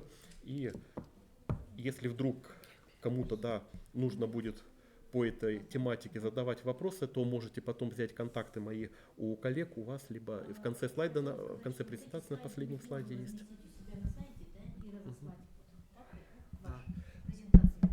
Все наши презентации, да, пожалуйста, будут в доступе, да. Почта, поэтому, Спасибо, Владимир Васильевич. Предлагаю, коллеги, те, кто с нами на удаленке, оставаться с нами. Мы 10 минут делаем перерыв и продолжаем наш семинар. Спасибо.